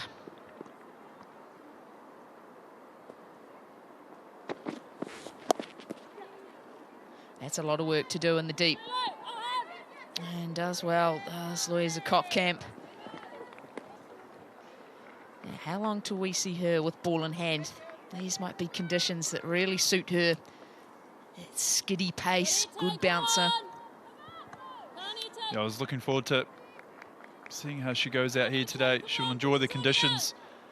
Cockcamp, the extra bounce, not afraid to bowl her short ball. Change in field now. Backward square comes up inside the circle next to the umpire and a long on in place. Oh, and gets a little bit of luck outside the off stump. That will fly away off the outside edge. A huge over for the Magicians. 16 coming from it. 22 without loss.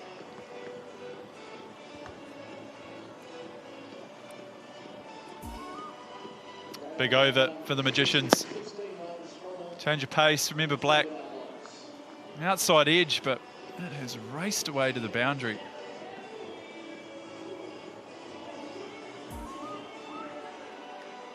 Three boundaries off that over from Black.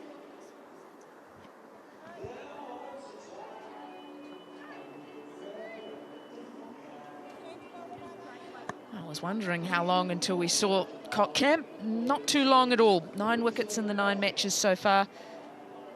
Great average, great start to her Super Smash career. Best of 3 for 24.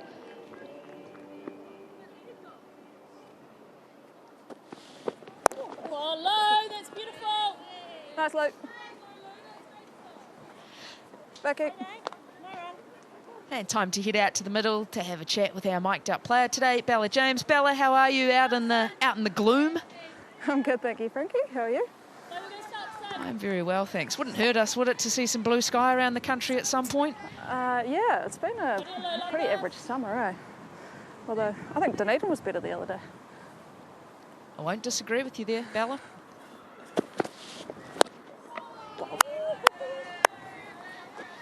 He spent a bit of time out in the middle with bat in hand, looked in good touch. What did you make of the surface? Just holding a little bit, like it's not coming on as true as what you think.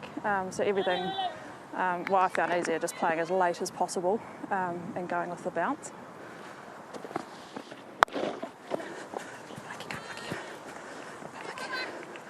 Oh, effort. Yeah.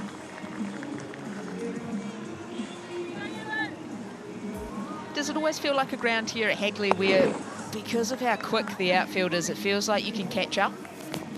Yeah, definitely. And you get value for playing along the ground, especially like a windy day like today. Yeah, I think hitting the deck as much as possible is definitely the way to go. And there's good pockets here as well, even though it's a small boundary.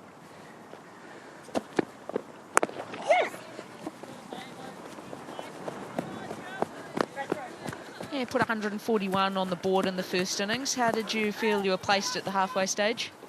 I think like the way Blackie and Eva came out and finished it off was really awesome, the intent, and just taking that momentum into our innings.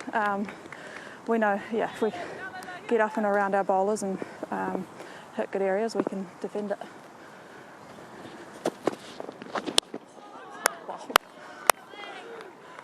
Nice low. Doesn't mind a short ball, does she, Lou? No, it's been awesome. It's a really good attacking option, especially with having Polly up at the stumps. And her really good slower pace as well. It's been awesome to actually see her fire this season. Does she pepper the batters with them in the nets too? Yeah, she's not afraid to. Oh, Yes, low. Yep. I love it. Thanks for your time, Bella. We'll catch up later on. Cheers, thanks guys. 28 without loss.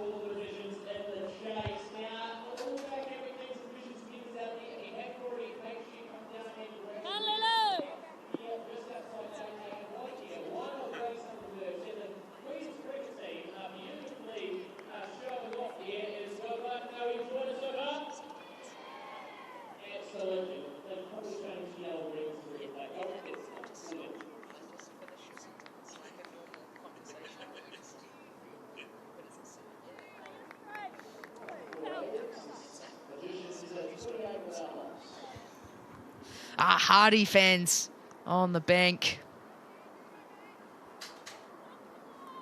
That is the Sully squad, the famous Sully squad here in Christchurch.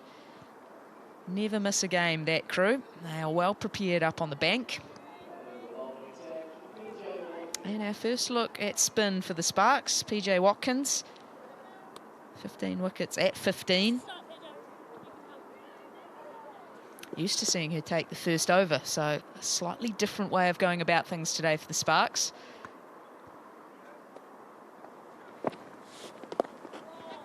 And innovation straight away from Anderson.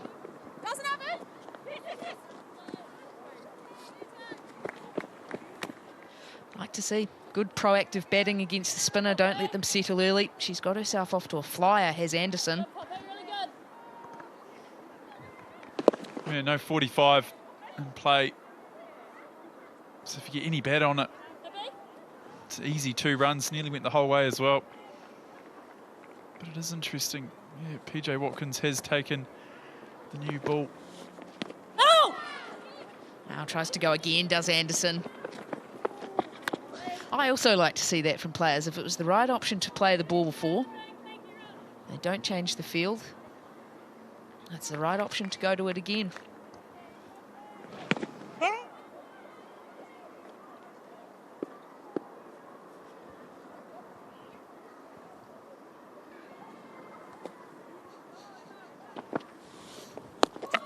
Oh, and there is some spin there.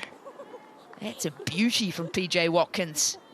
Drifts in on the breeze, turn away. Looks a little bit surprised herself. It's a beautiful ball. No, that's just playing the game. That's just foxing as the spinner.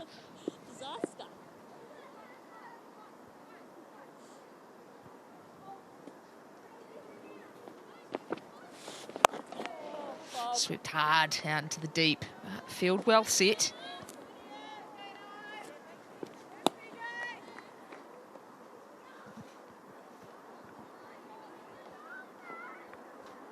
Got off to a really good start. The Magicians with bat in hand. There's a very different feel about it. How the Sparks started their innings.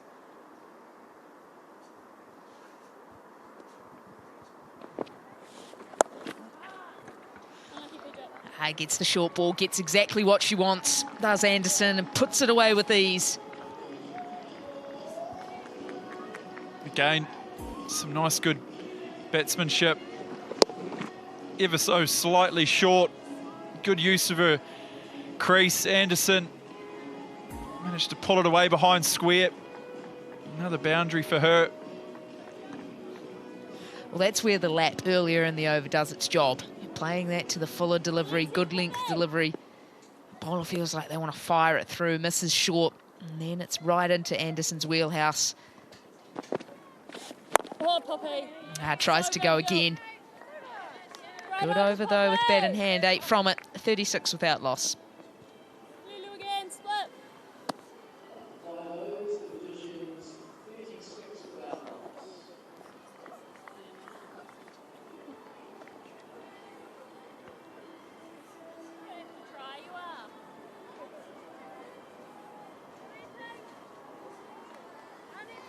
Kate Anderson must be pretty excited, having 3 games on the bounce here.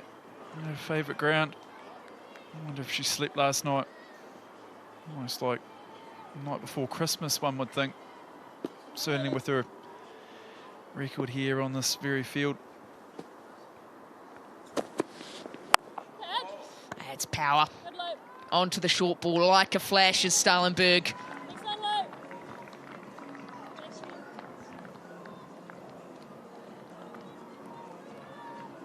Beautiful shot again.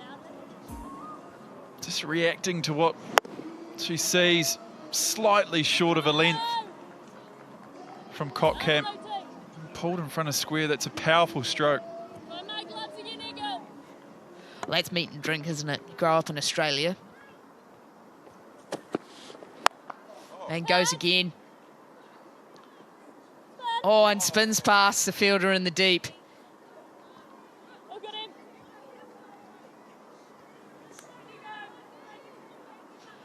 You love the intent from Emma Black, charging in, hoping to try and get in position that she could maybe have a chance at a catch. Oh, she's very good boundary fielder. But I didn't hear anyone out there yell spin. It's an important call, isn't it? Well, that's why that happened then, isn't it? Poor comms, poor from everyone.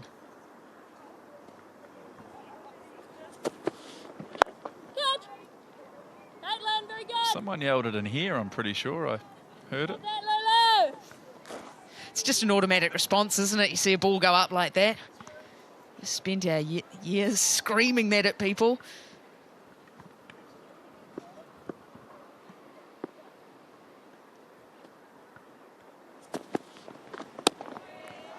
There's the short ball, the genuine short ball. It will be the one for the over, and it's a good one too. Good batting as well.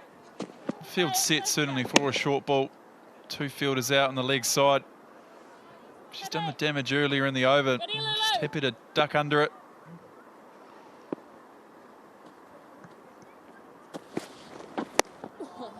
Oh, clever bowling there too. See Stalenberg trying to give herself room. That offside all up.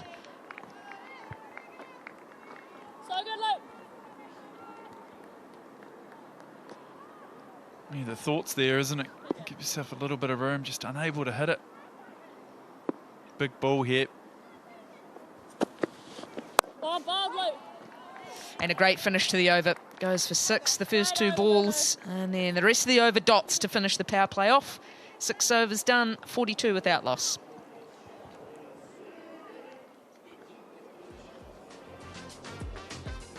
It's been a good start by the Canterbury Magicians with bat in hand. They have got themselves off to a very solid start in the power play.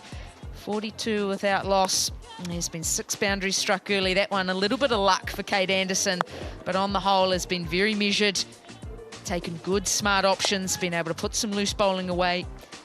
And definitely utilised the smaller boundaries and the fast outfield well here at Hagley.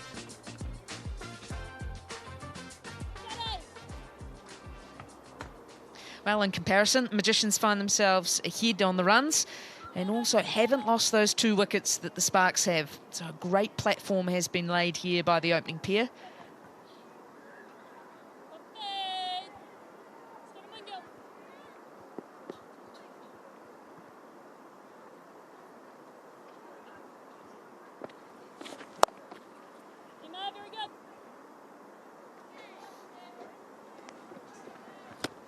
How do you see this one placed, Chris Harris?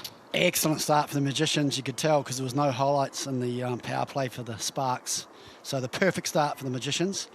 This partnership so important from a Sparks point of view that they break it as soon as possible. Both these players looking very dangerous. Well, that is invention, and that is hit powerfully too. Stalenberg showing all of her experience. Loves the short ball. She's played a couple of big pull shots, and this time down the wicket in the reverse sweep. Well struck.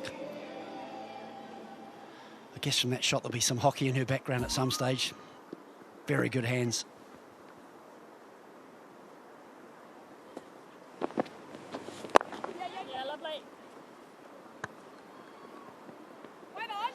she's got fast hands, does Stalenberg. Oh no, a little bit of bad luck. The throw coming in off the stumps, and they will pick up the overthrow. There was some talk of a rule change at one stage. No, Harry, don't do this. Go there. Don't be one of the. Don't come in here and say you're one of those people that thinks that shouldn't be a. No, I didn't think it should be. Oh, beautiful. Yeah. I love it. I think it's one of those outstanding parts of cricket. Well, it just adds. You just got to always be paying attention. That's why I love it.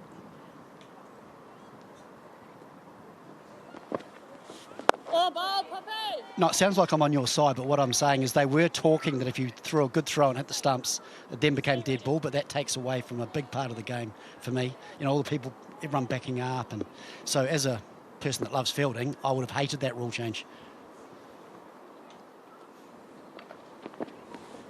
Ball. Yeah, there's so many people who think, and the reason for it is they think that you shouldn't be punished for a good piece of fielding, throwing the ball in and hitting the stumps, but I'm a fan. I love it. I love that it's one of those little nuances in the game.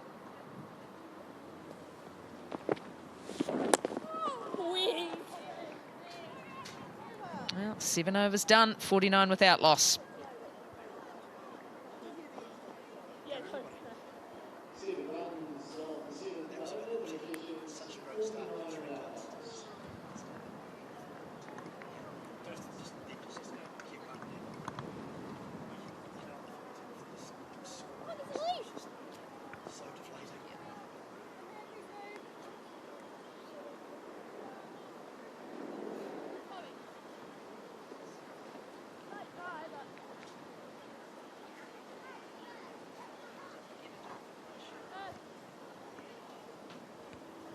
.93 more needed for the Magicians. Worm has nudged ahead in comparison.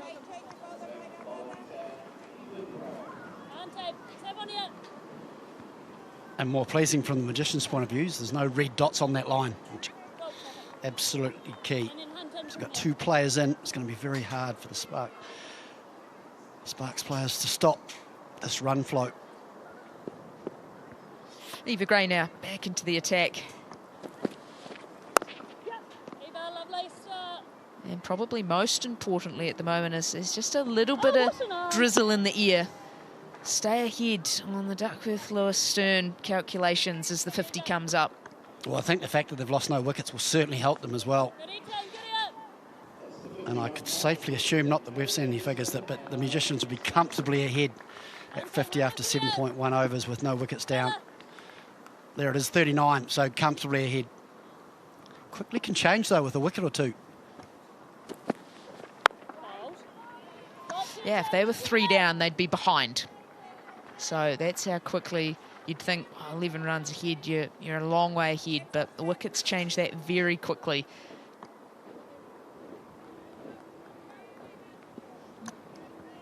Yeah, that drizzle's certainly not hard enough to contemplate coming off, but you'd imagine if it hangs around and gets a little bit harder, there'll be conversations. Goes powerfully down the ground. That's just step hit length from Eva Gray. And Stalenberg gratefully receives it. They've been excellent. That's another.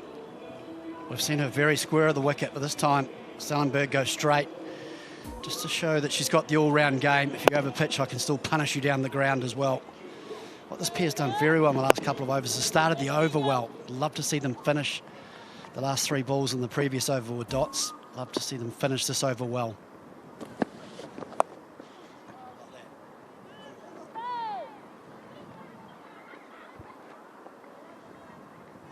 I just think at times that the plans have looked maybe a little muddled from the Sparks.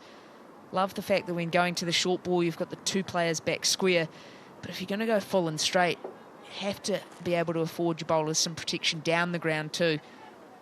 There's a good surface here at Hagley, and now for Kate Anderson, you see that fielder in place, long on.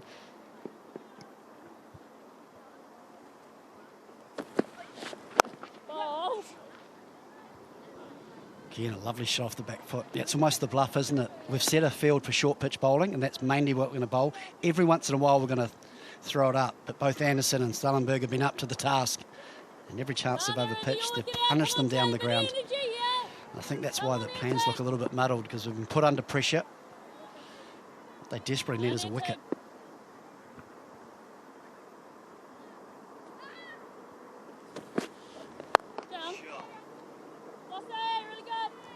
Can't get it past mid-off. Still another good over. Low risk, 8 from it. 57 without loss.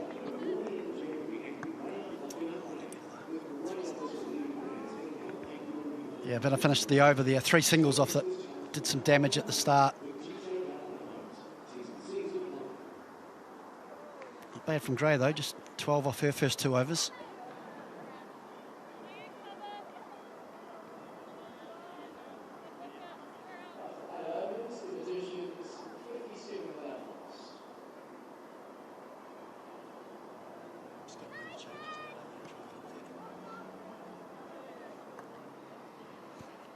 .85 from 72 needed now. Magicians right on the required rate. And good time to go and catch up with the Sparks head coach, Gareth Davis. Gareth, how are you today? Good, thank you, Frankie. It's the weather's a bit different here. Hopefully the rain holds off and we get a full game of cricket in. Still rocking the shorts, though. That's coaching 101, isn't it? Yeah, it's got to be done. It's got to be done. So I'm guessing at the moment you're thinking wicket's key, need to try and get a breakthrough. How do you best go about breaking this partnership?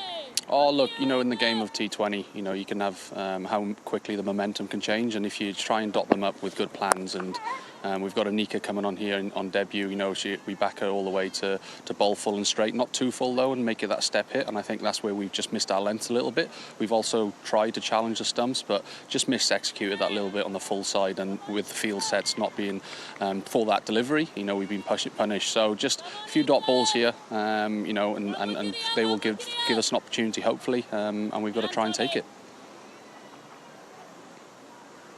How did you feel with 141 as that first innings score? How did you feel you were placed? Oh, look, I thought the way Emma and Eva batted at the end, especially with it running, they gave us momentum and an opportunity to have a competitive score on the board.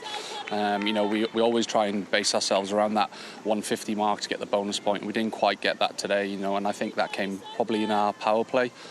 We gave away too many dot balls and didn't convert them into the singles that we wanted to do to set out with. So yeah, I thought the momentum shift towards that back end. I think we had 3 or 4 double-figure overs out that last 5 overs. So yeah, it was definitely a good swing for us.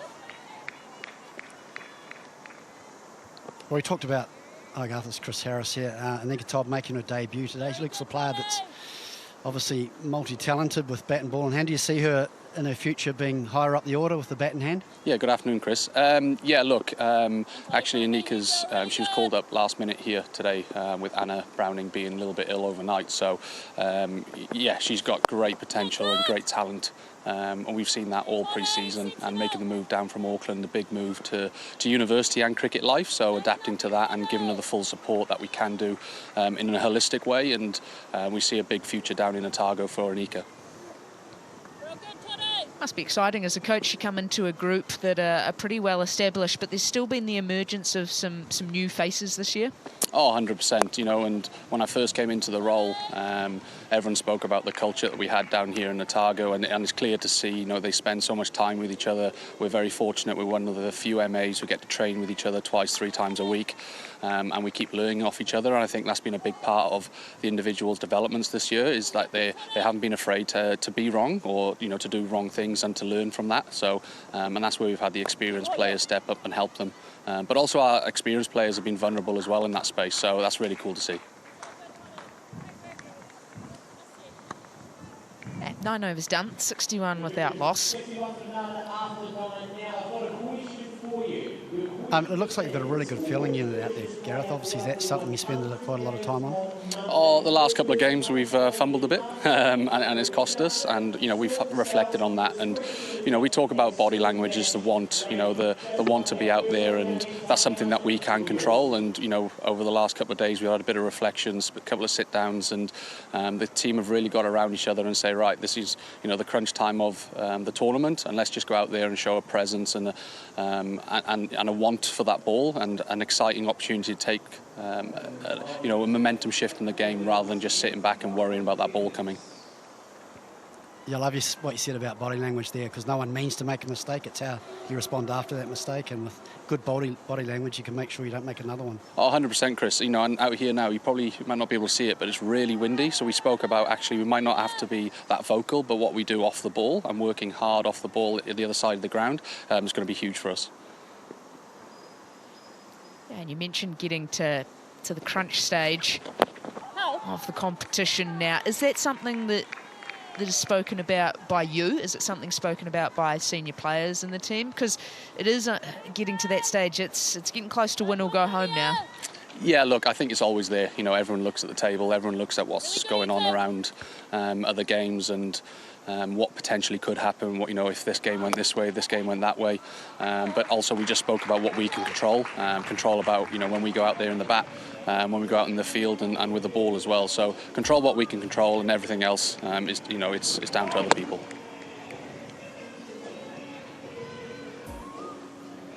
Have to be encouraged by the way that the team is tracking a couple of really big players missing. Susie Bates, Eden Carson with injury. It must be really pleasing to see how the team's been able to adapt to not having those two around. Oh, 100%. You know, and that's you don't wish injury upon anybody, but just to see how the girls have developed, especially in this tournament. You know, it's a fast-paced tournament. You travel, play, train, and that comes around very quickly, and you play your 10 games, and you know, then all of a sudden it's the end of January, back into HBJ. So this has been a massive month of learning for us. Whatever the result is, you know, whether we take it into finals or not, it's been great for every single player out in that park.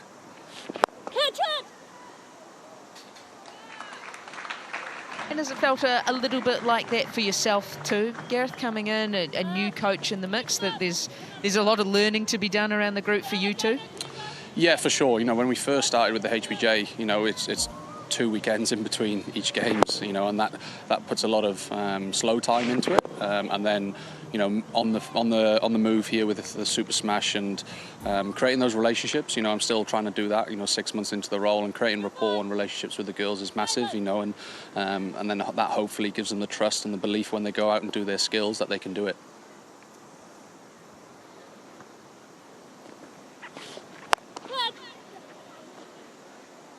Yeah, I like that. Like to hear that from a coach. We've tried to leave you on as long as possible, Gareth, to give you the opportunity to pick up a scalp, but doesn't look like it's going to be today. But always a pleasure chatting to you. Thank you both. Cheers.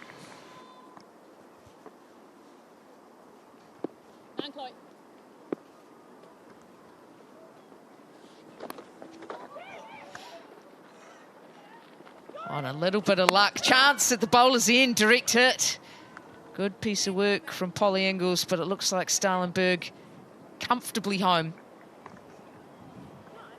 10 overs done, halfway in the chase, 71 without loss.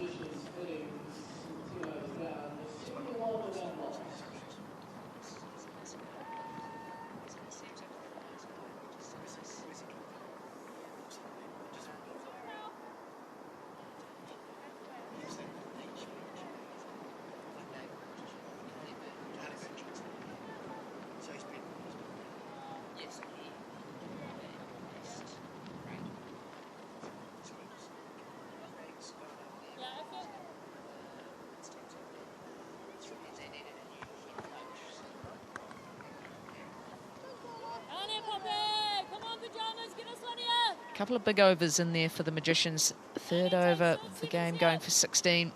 The 10th going for 10.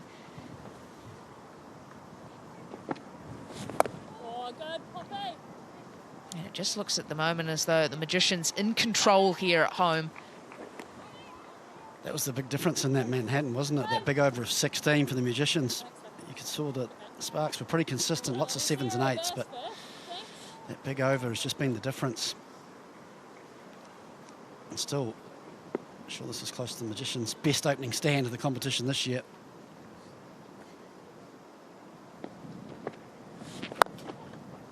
That swung away leg side. That is power once again. On a roll here, the Magicians. Yeah, that's when it's tough from a Sparks point of view. You bowl in the areas roughly you want to. This Magicians pair now are seeing it so well, even if it's in the areas you're trying to bowl. They're able to access the boundaries. Again, a wonderful strike. Anderson really seeing it nicely 42 from just 30 deliveries. Oh, yes, Poppy.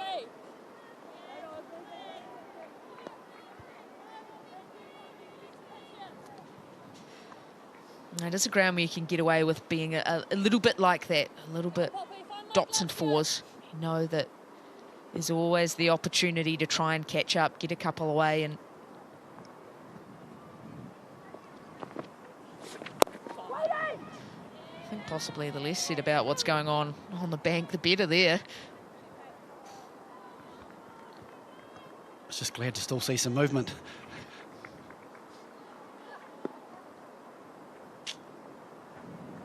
I'm not sure if you're going to get away with that, boys. Oh, Poppy, that is so Tries to good. go big leg side, does Anderson.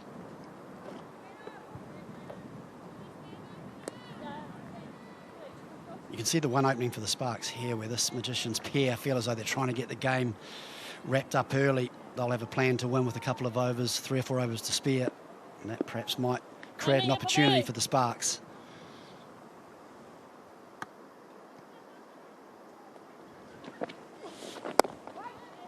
Oh, and a good finish, clever finish. Tidy over, just 6 from it. 77 without loss.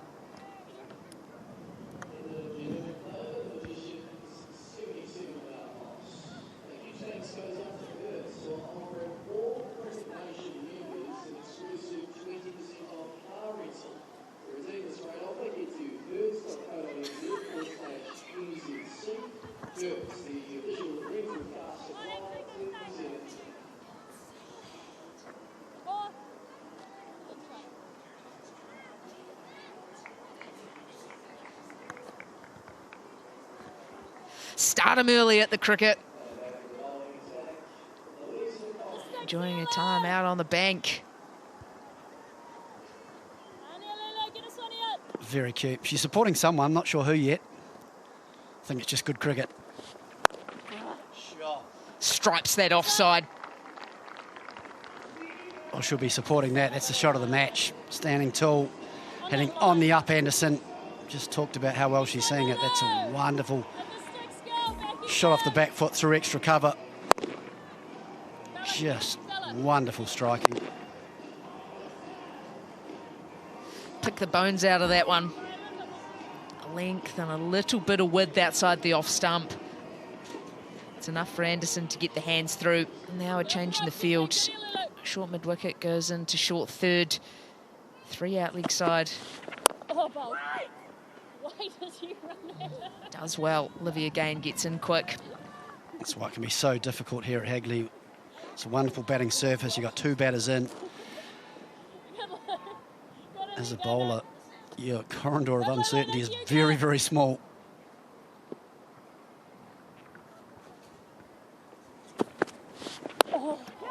Skews away and finds the gap.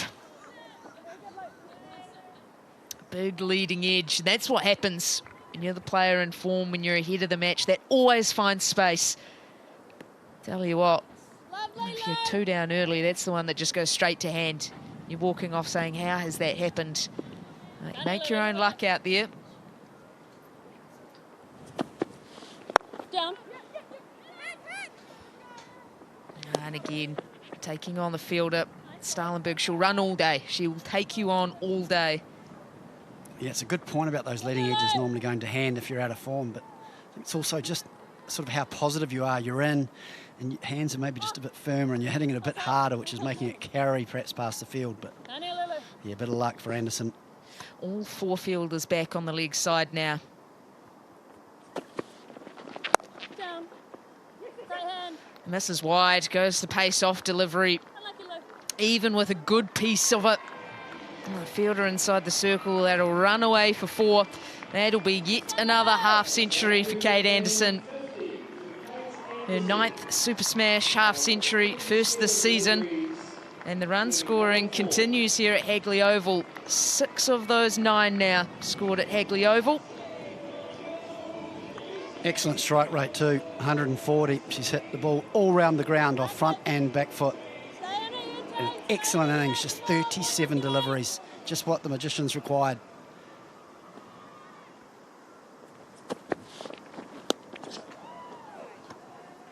Goes to the short ball. And too high on that occasion. Thought that's what we were going to see the ball before. Yeah, to be fair, the ball before possibly should have been stopped, but with 4 out on the leg side, a slower ball wide outside off stump to a player that's in, probably not a great option.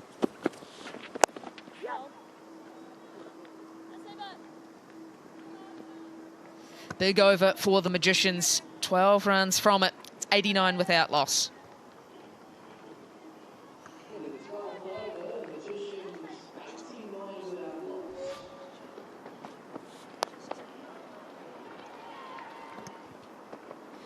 Yeah, got herself off to a good start, Kate Anderson. Strong down the ground. The outside edge early. No, you get away with those in T20 cricket, as always. Quick on the pull shot, powerful down the ground. Feet moving well, able to access all around the ground. Saw little pieces of improvisation throughout, and we've just seen clean ball striking through the entire innings. 9 fours in the innings already, and I'm sure there's still more to come for Anderson. Yeah, it was an impressive innings. She looks to me as a player that likes the pace on the ball, but she also played very well against the spinners.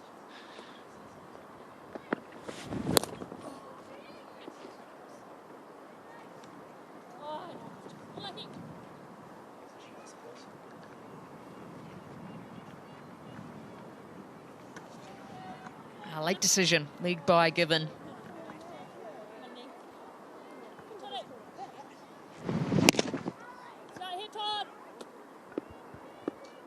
Yeah, might have just been a little clip of the pad. Yeah, always tricky those as an umpire. Oh, that is... Clever. Gets across the crease, does Stalenberg. Uses the pace, finds the space leg side. You're so strong on the leg side. Just the ability to even get across to off stump, to access the areas where she knows if she beats the players up inside the ring, it's going to fly away here at Hagley. Wonderful timing. It's foot down time now for the Magicians, isn't it? Got the youngster on debut bowling well ahead of the game. Time to really try and put the foot on the throat. So good, Connie.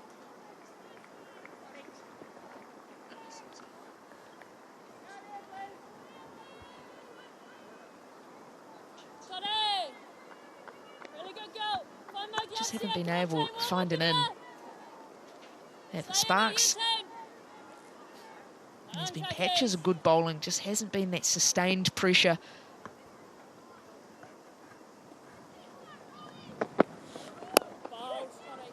Whips that away. Takes it off the stumps. And a pushback, comeback for the second. And it's another dive for Kate Anderson. Just making extra sure of it. That's only 2 today. I would have thought we'd seen a few more than that from Kate. Oh, it's been 9 boundaries. Save your legs. You don't need to run them. I still feel like she might dive occasionally when she hits it 4 as well.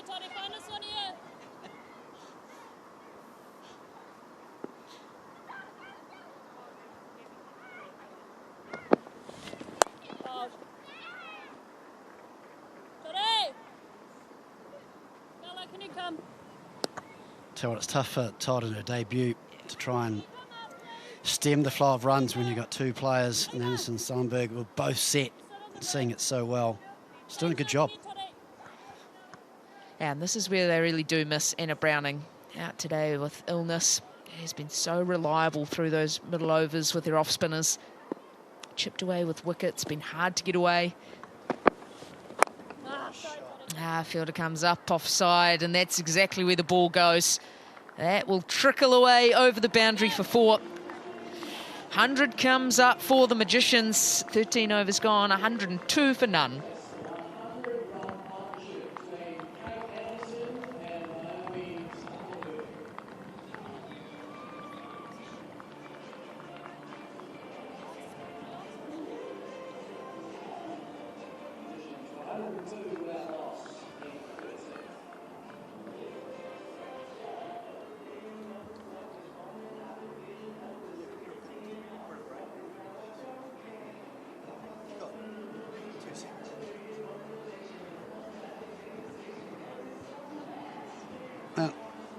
And of course that brings up the 102-run partnership off just 78 deliveries between Anderson and Stalenberg.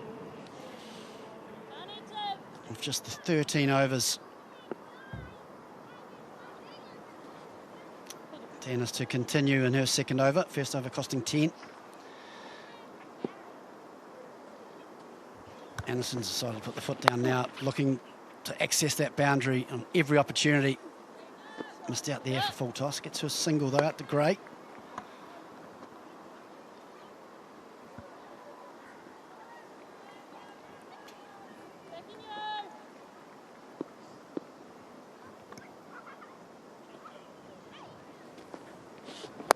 Down the wicket. This is a chance, is it? No, just wide of mid-off.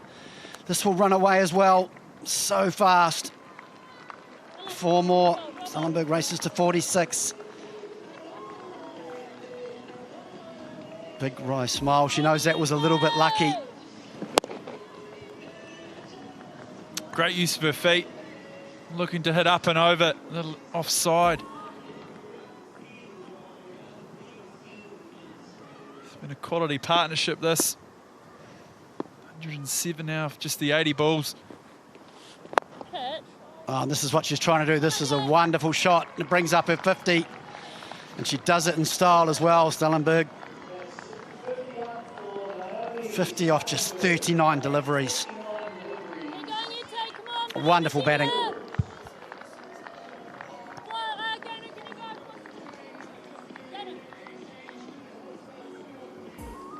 Yeah, it's been a quality innings. Fantastic use of her feet there. Lovely use of the wrists. Up and over. It's her third 50 in T20 cricket. And of course, first in the Super Smash. Change of field, meaning that's going to be 1 run. I like the way she uses her feet. Gets a good flow with her hands. That bat comes through and creates a lot of power.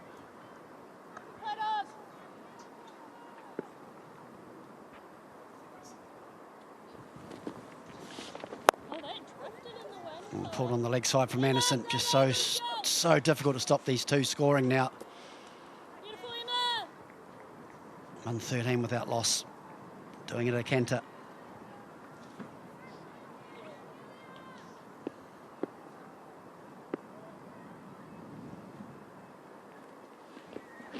Oh, a switch hit, and she's been bowled.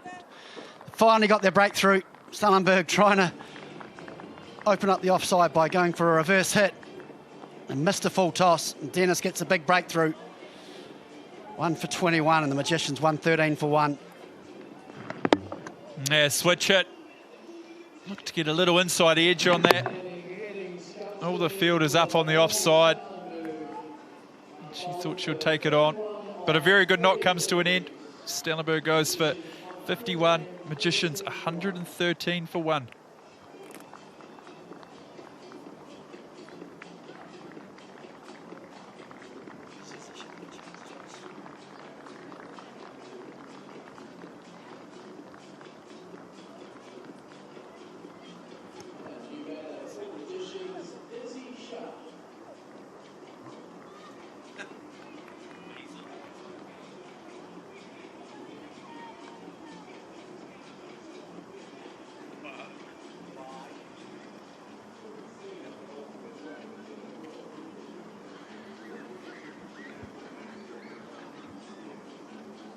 Finally got the breakthrough, the Sparks. Good news for Magicians. It brings in the in-form Izzy Sharp to the crease. It's had a phenomenal season. I think she's up amongst the top 5 in run scorers in the Super Smash. She's been a bit of a lone hand from a batting point of view on the Magicians up until today.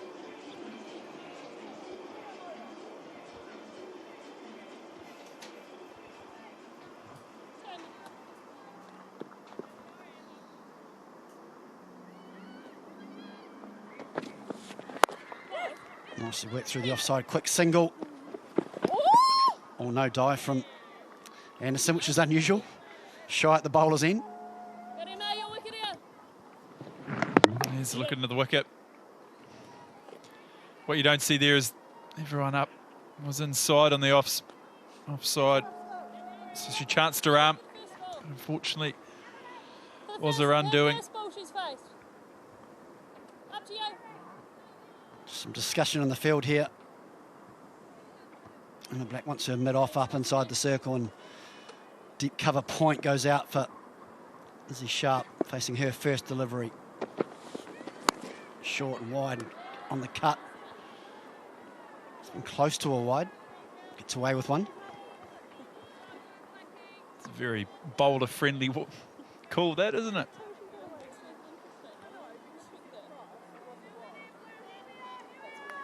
Well, just hearing the mic, she said she stepped across, so it would have been a wide if she hadn't. Attempted the same shot. This was a little bit closer from Black. Always surprises me. Does the umpire not want the batsman to try and step towards it to hit it?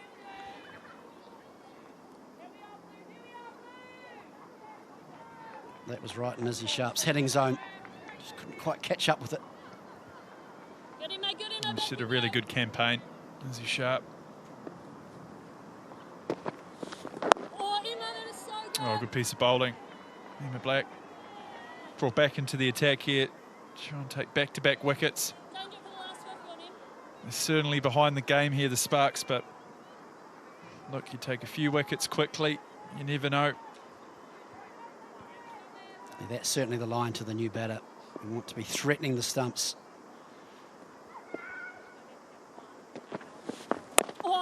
Oh, again, trying to cut. This is way too close. Excellent over, 4 dot balls in a row. You can just feel the pressure building on Sharp.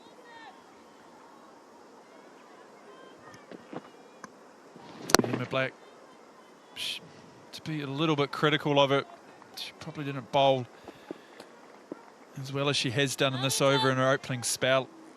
She was a little bit wayward, but she's come back here and so far delivered a beautiful set.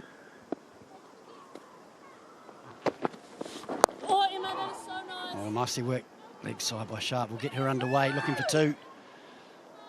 But good desperation from the Sparks, just the 1 from it. Excellent over from Black, just the 2 from it. And the Magicians, after 15 overs, 115 for 1.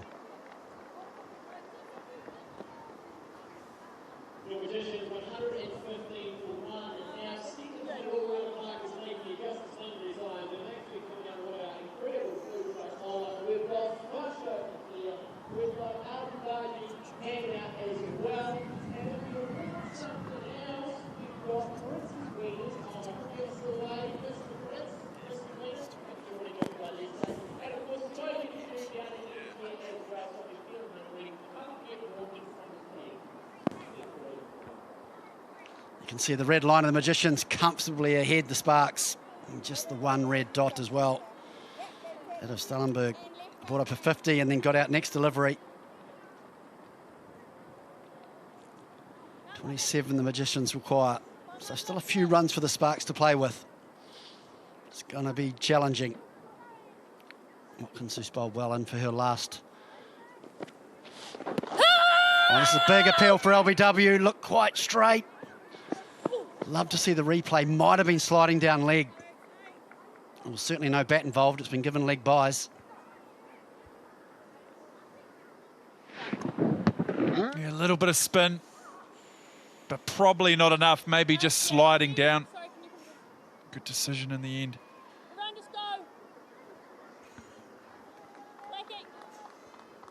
Yeah, just didn't quite straighten enough, did it?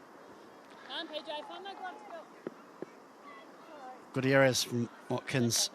That's where she's got to be, threatening the stumps.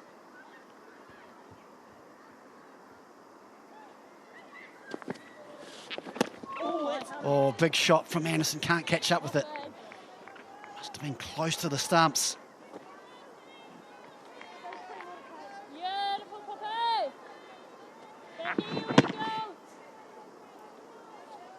Oh, excellent bowling from Watkins.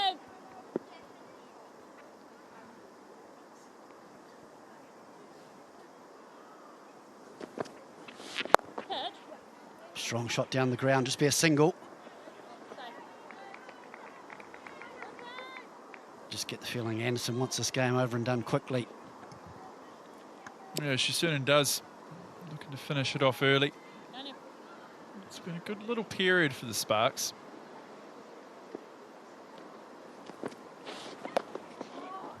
Oh, wonderful shot from Izzy Sharp. Use of her feet and then just helped it on her way. Got the angle she wanted to sweep it down the leg side. Wonderful timing. And that does remove a little bit of pressure. Yeah, certainly miles ahead of the game. Magicians, it's always nice to get your first boundary. Izzy Sharp, she faced a good over.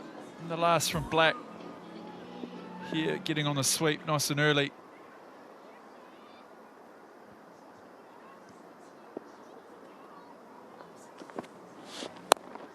Strong shot through the mid-wicket area from Sharp. Just be a single. I feel as though the Sparks, although they know that not much hope, if they can get rid of Anderson with 2 new batters at the crease, it just gives them a wee chance. You just never know, do you?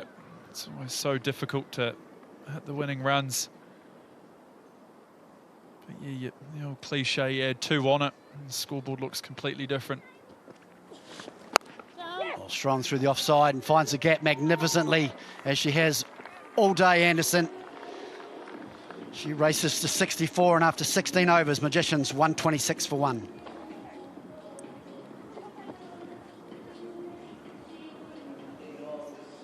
A very nice way to close the over out for Kate Anderson.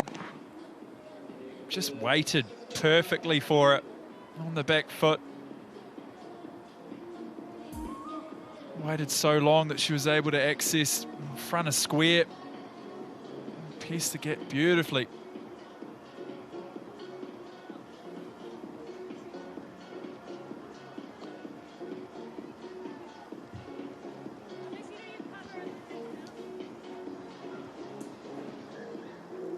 Emma Black in for her final over. I'm sure Anderson and Sharp, conversation at the end of that last over was, let's try and finish this in 2 overs just to give ourselves a little bit of time if something goes wrong. They'll be trying to finish in style.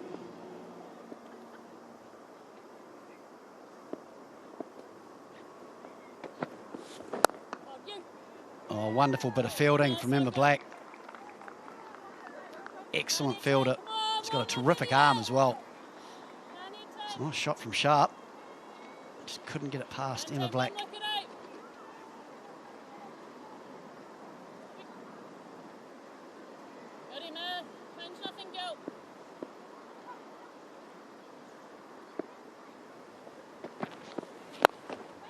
Oh, nicely bowled again. It's almost as though she saw Sharp advancing, and a bit fuller and a bit slower.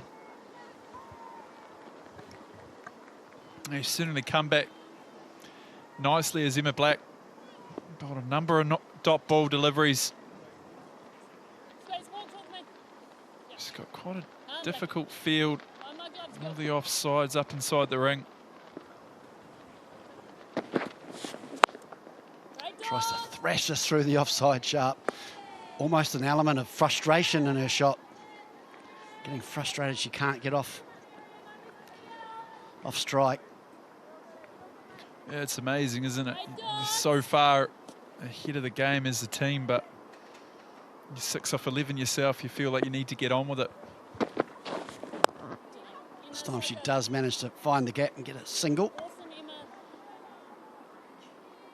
She'll be happy, and it brings Anderson back on strike.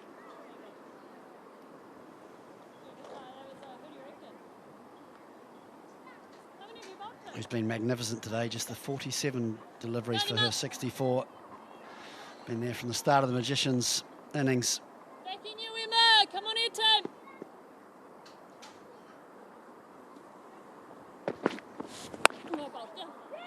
Go, PJ. Oh, this will be quick. Just gets it past the bowler and a short straight mid-wicket. Nice effort from the Spears Sparks, so still lots of diving out there. Yeah, just work down the ground. One dive and then another. Great commitment from the Sparks.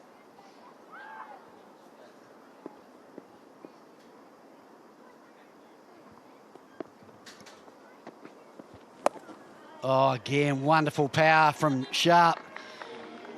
Any chance she gets on her legs, so strong through that area. She races to 11, and after 17 overs, the Magicians 132 for 1.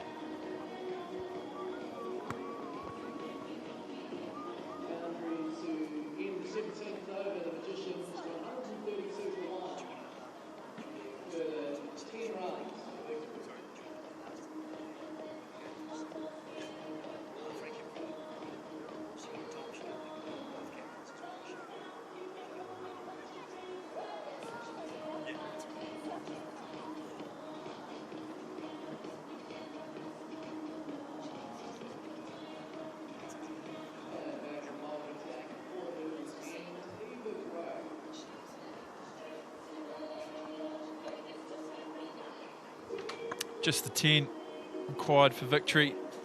The Magicians, 9 wickets in hand. I like this as a bowler. Eva Gray will be feeling as though, I'm sure she'll be thinking the plan for the Magicians is trying to finish it in this over, which may create an opportunity for it. And she comes. Anderson on the pull shot, will just be a single. Sparks have been very good in the outfield.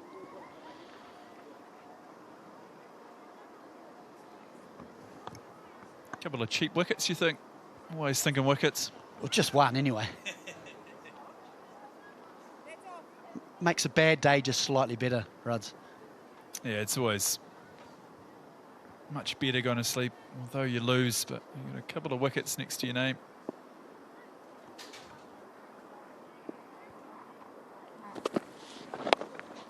Oh, again, leg side, can't beat, short fine. Hit nicely from Sharp, though. Gosh, she got away with that, didn't she? Both fielders up there inside the ring and the leg side. Just half a metre either side of PJ Watkins there at 45, and that was 4. Oh, down the wicket, and this time she does find the gap. Again, so strong through that leg side. I think it was a variation from Gray. Saw Sharp coming, just dragged it down and hit beautifully again. There's a carbon copy. The last delivery from Emma Black. And with that shot, finds herself at the top of this year's Super Smash most runs. She really has had a quality campaign. Oh, lovely. This time through the offside, another four to Izzy Sharp. Loves any width. Brings the scores levelled. Oh, what a performance from the Magicians. Sort of belies how their tournament's gone, really. This has been excellent. Yeah, it really has. It's been a dominant performance. They love playing their cricket here at Hagley Oval. And why wouldn't you when you put performances like this on the board? A little bit of surprise. Steep mid-wicket still stays on the boundary. Just one required now. I'm sure Izzy Sharp would like to finish in style. Oh, wonderful straight shot down the ground. One bounce for 4 and finishes in style, Izzy Sharp. Wonderful batting. The Magicians, after 17.5 overs, 145 for 1. A brilliant display. The Magicians win by 9 wickets. What a performance.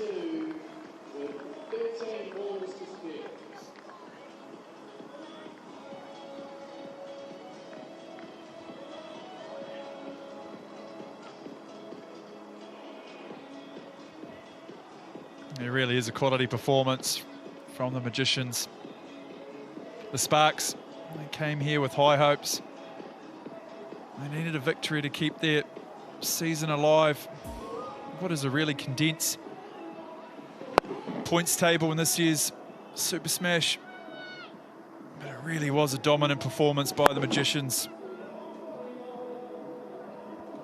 Really just showed what they can capable of, didn't it? Just haven't played well this year, but put it all right and all together today. Kate Anderson on camera was absolutely magnificent and finished in style from Sharp. And Stalenberg at the top of the innings as well.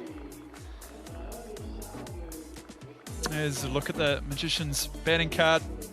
Only the 3 used today. It was a quality partnership at the top, it really was. 113, that finished. And not many balls. Obviously, Anderson, 66 not out. From a bowling point of view, not much in the wicket columns. Just Ines took one, and everyone else was put under pressure by the Magicians' batting lineup. But Anika Todd, in her debut, I thought bowled well. And there's a look at the stats. The Magicians won by 9 wickets comfortably. Magnificent performance from the Magicians. Yeah, it certainly was. They won the toss. They chose to bowl first.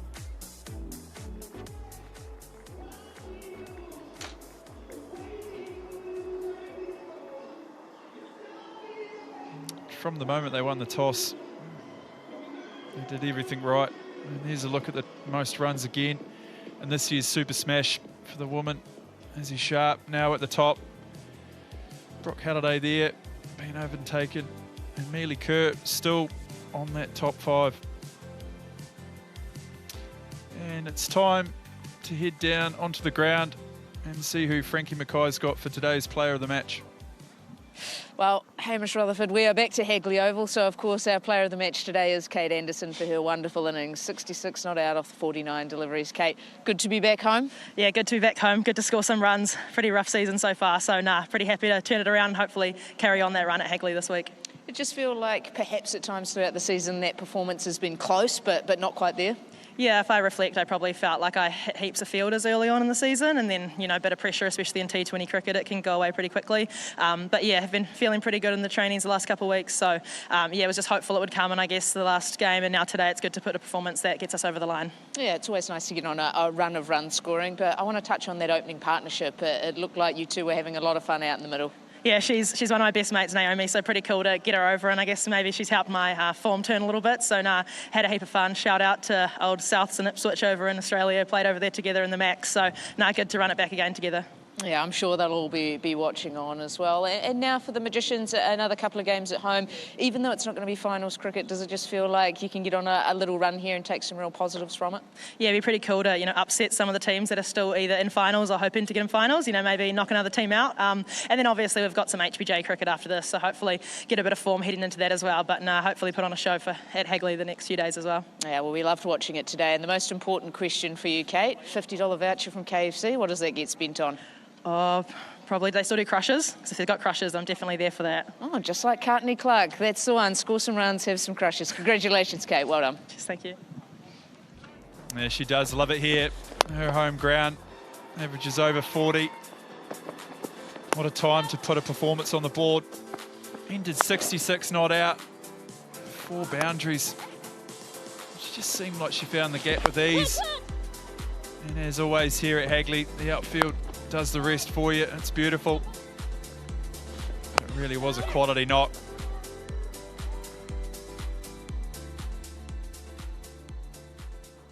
And we'll head back downstairs to talk to the captains. Yeah, it's the interview no captain really looks forward to this one. Polly, how do you best sum up today for me? Yeah, I've gotten out of these every other time we've lost, so this is a bit new. Yeah, I guess really disappointing. I think we fought really well with the bat at the end there, but unfortunately our top order probably didn't set the platform that we were after, and then with the ball, I think we bowled okay in patches, but the Canterbury girls were just level above with the bat today. How tough is it when you get 2 players who get in and get going to try and restrict, to try and pick up that first wicket? Yeah, for sure. I think I'm a little bit of a new captain, so I'm working it out as I go along.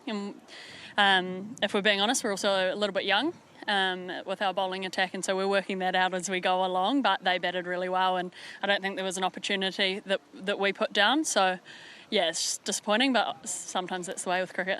Yeah, it is. It can be one of those days for sure. And for you, for the last game of the season, what do you want to see from your side? Yeah, I guess just a little bit of fight. We'll go up to Napier and hopefully the rain will stay away, and we would love to finish the season on a high. Yeah, we'd love to see that too, Polly. Thanks for your time today. Thank you. Oh, and Leah, now we get to do one of these interviews. We waited a wee while to get one of these in, but how good is that to get the first win up for the season? Yeah, it's a fantastic feeling. Obviously, it's been a long season so far, but to get that win is really pleasing. And I think the way that we did it as well is probably the most pleasing thing. Yeah, that's what I want to touch on a little bit. Is that getting pretty close to that perfect performance that you've been seeking? Yeah, it is. I think the way that we went out there and sort of set the tone with the ball and taking early wickets, we know that those are key in T20 cricket. I think our fielding's been on the up the last few games, which has been really pleasing to see. We've put a lot of work into that. And then the partnership there at the start to be, I think it was 110 for none. You can't ask for more than that, really, when you're chasing down a total of 140-odd. Yeah, absolutely. And on the bowlers, Missy Banks taking wickets for fun, it seems, and then a nice return today for Sarah Asmusson as well. Yeah, I think Sarah's worked extremely hard. I think she probably didn't early on didn't have the start that she wanted to the season, but the way that she's come back and fought her way through that has been fantastic. Missy's been consistent for us, and I can't seem to buy a wicket, but we'll try and work that out in the next couple of games. Well, you've got a couple more games at home to do it, and hopefully it's a couple more wins too. Congratulations, Leah, and thanks for your time. Cheers, thanks, Frankie.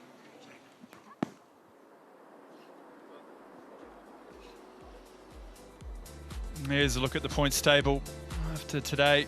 The Magicians, they get their first victory, and that must be a fantastic feeling for them.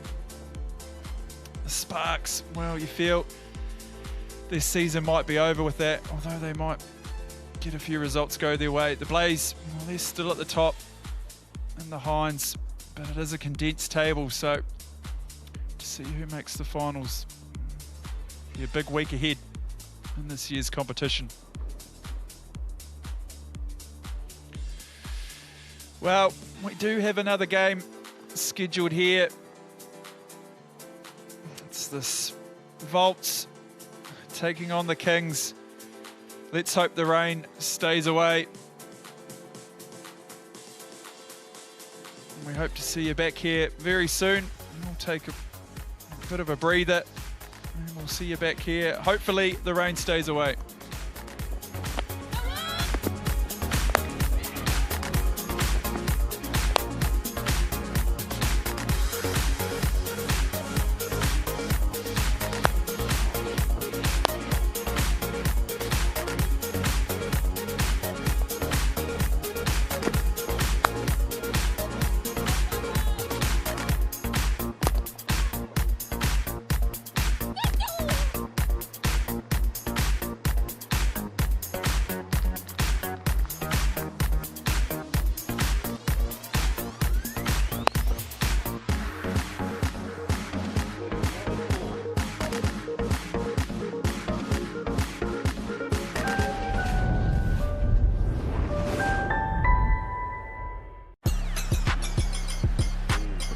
This summer's Super Smash Cricket Series was bowled, smashed and caught by your screen thanks to KFC.